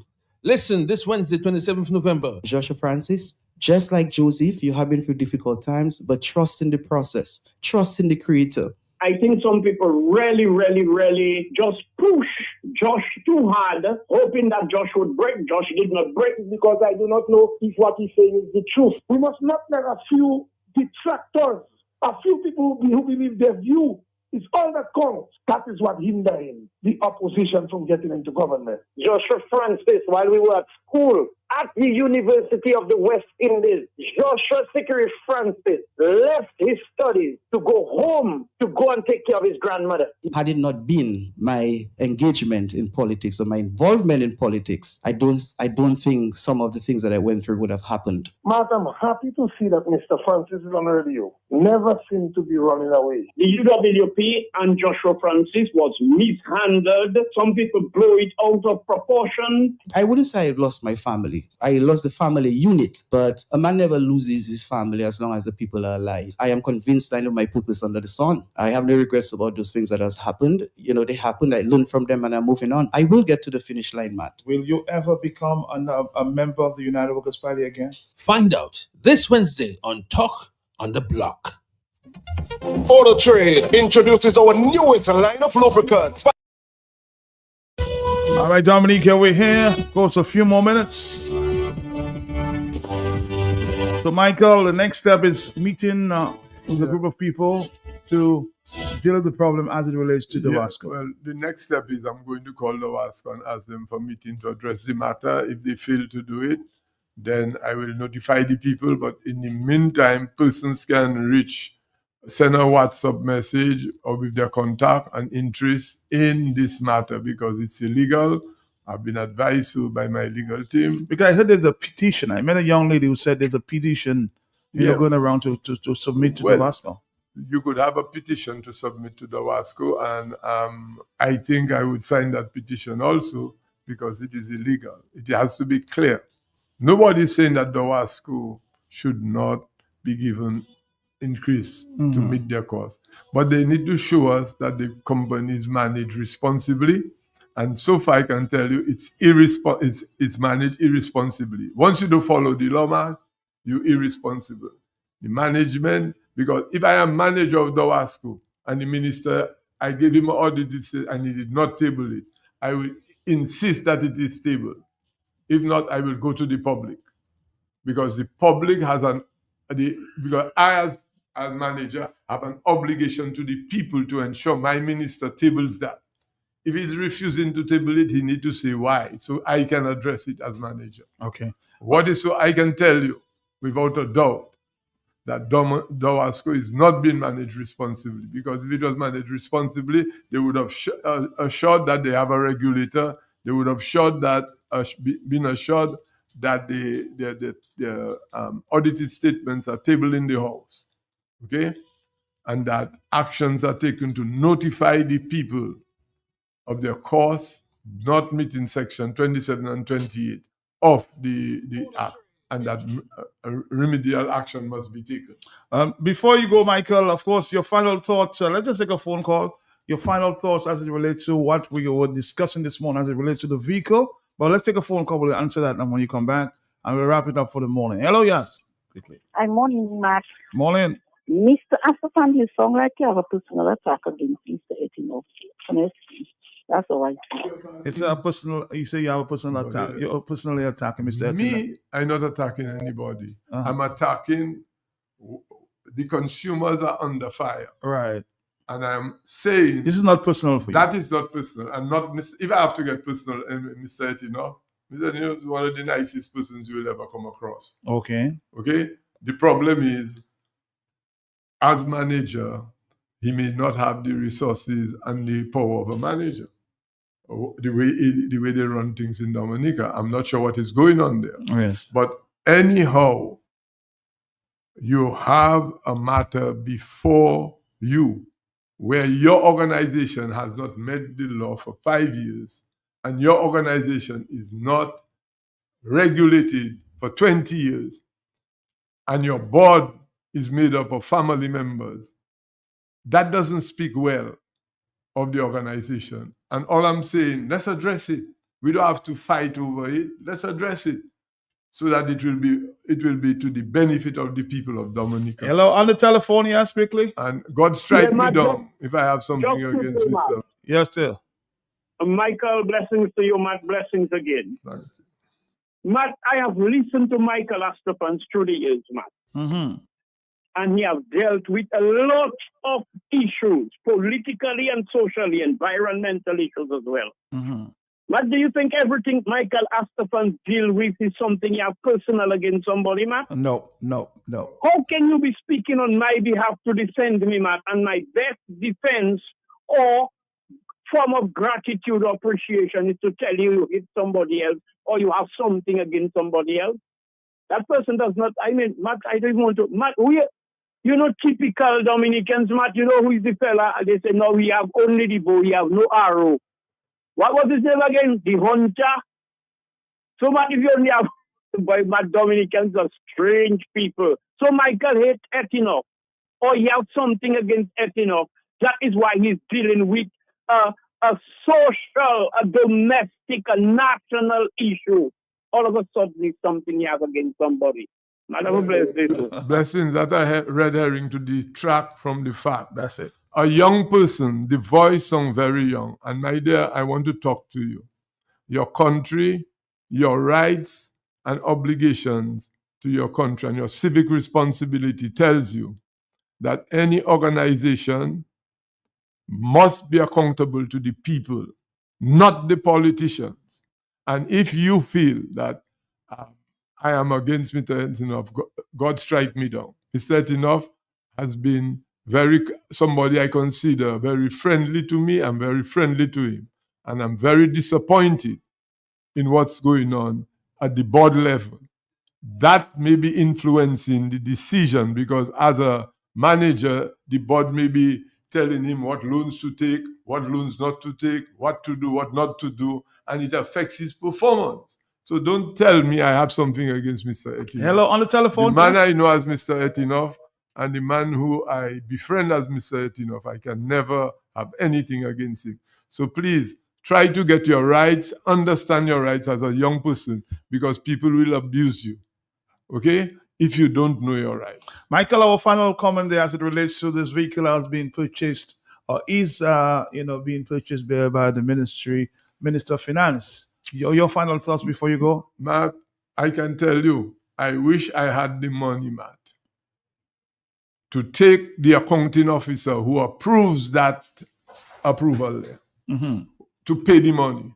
Any accounting officer paying that money, God bless me with a sweepstick so that I can put that accounting officer in court. So you take it on? Yes, I would take it on for the accounting officer who approved that to pay back the taxpayer. Because that is a total abuse of the law and a total abuse of taxpayers. All right, so Matt, I am hoping that God listen to me and maybe I take a sweepstake and win and I will protect the people and get back the money for the car. Are you there, caller? Yes. Matt, Are you there, caller? And Matt. I suspect not. But again, Mr. Michael Asafan, it was a pleasure. I'm hoping we can talk again on some other issue. Stand up for the people. Sir, stand up for the people. Thank you very much. They suck in the country. They suck in the country dry. Let's see.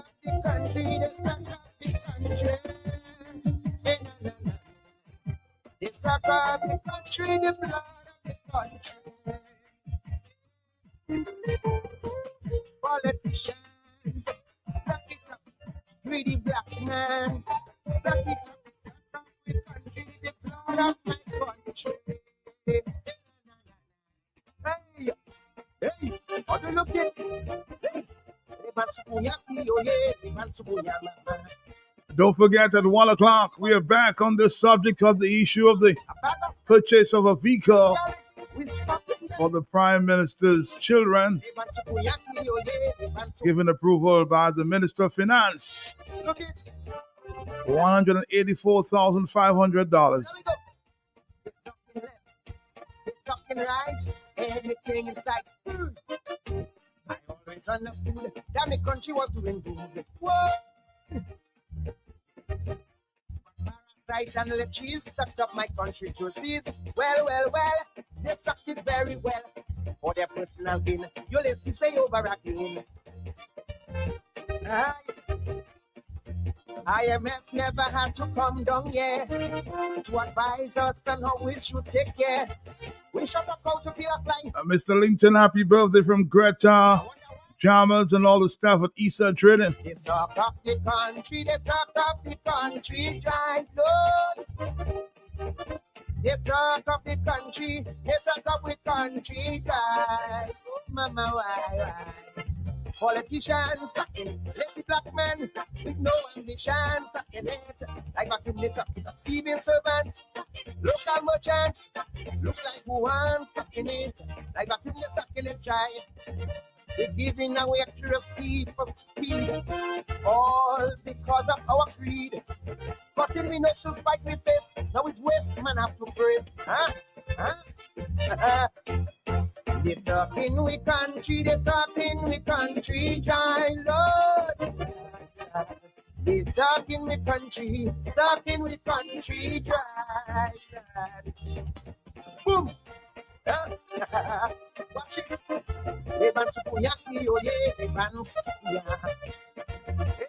Mr. Michael Asafan is out of the house here. He's left the building. Are you there on the telephone? Are you there? Did I hear you say hello? today's Mr. Linton's birthday? Hello? Nobody there. Are you there, caller? Sorry. Yeah. We'll be back at 1. It's something right, anything inside. The last which I could tell, local music was selling well. Local music shops, pirating wouldn't stop. Well, they pirating me well. To record we go through load while they sit down, relax and burn. Like some people just don't have a heart. While you're trying to tear musicians apart. And they're waiting every year like we collecting cash from the air. Huh? They suck up with country, they suck up with country, God, Lord. They suck up with country, they suck up with country, God, Lord. Yes. Music man, graphics man, acoustic man, sucking it, live up in the sucking it, bootleggers, wicked buyers. Hello, talk to me on the telephone. Yes, as we go. Did I hear you say Hello? Mr. Lincoln Tuesday? Nobody there. All because of our greed. But in we not to fight with faith. Now it's waste, man have to praise. They sucking up the country, they sucking the country, child, Lord. They sucking up the country, they sucking with country, child. Why? Watch, Levan Sukunyaki, oh hey, Levan Sukunya, mama. You have red lavender in the pocket.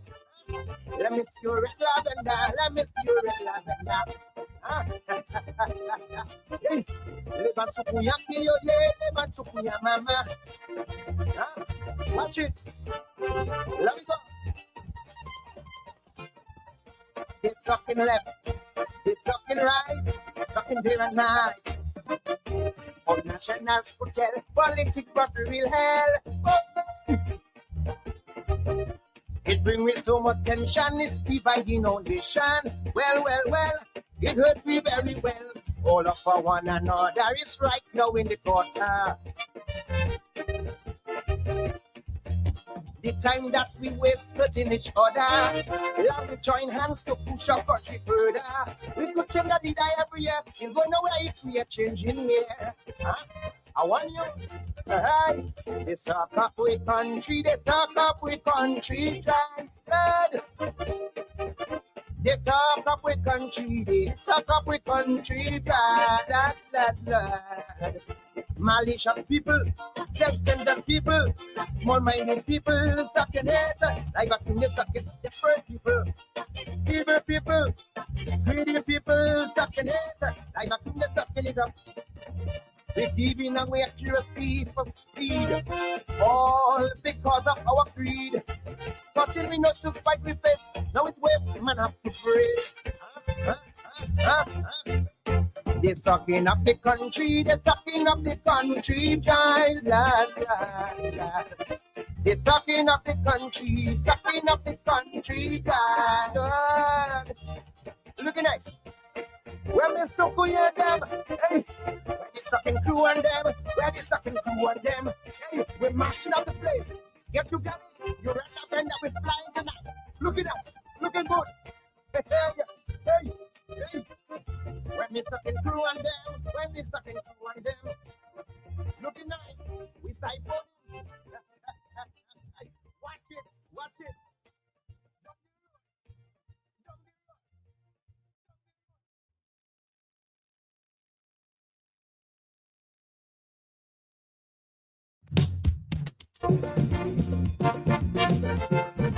Bricks again.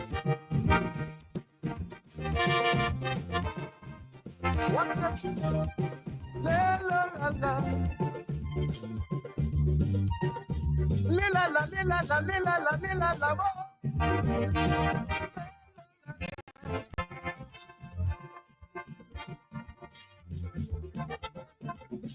Yesterday evening, I heard my granny talking to her friend, our next door neighbor.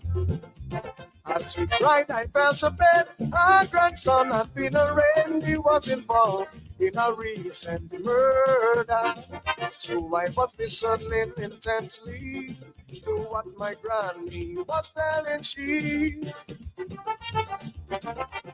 whichever they come on, do not despair, typical grandmother.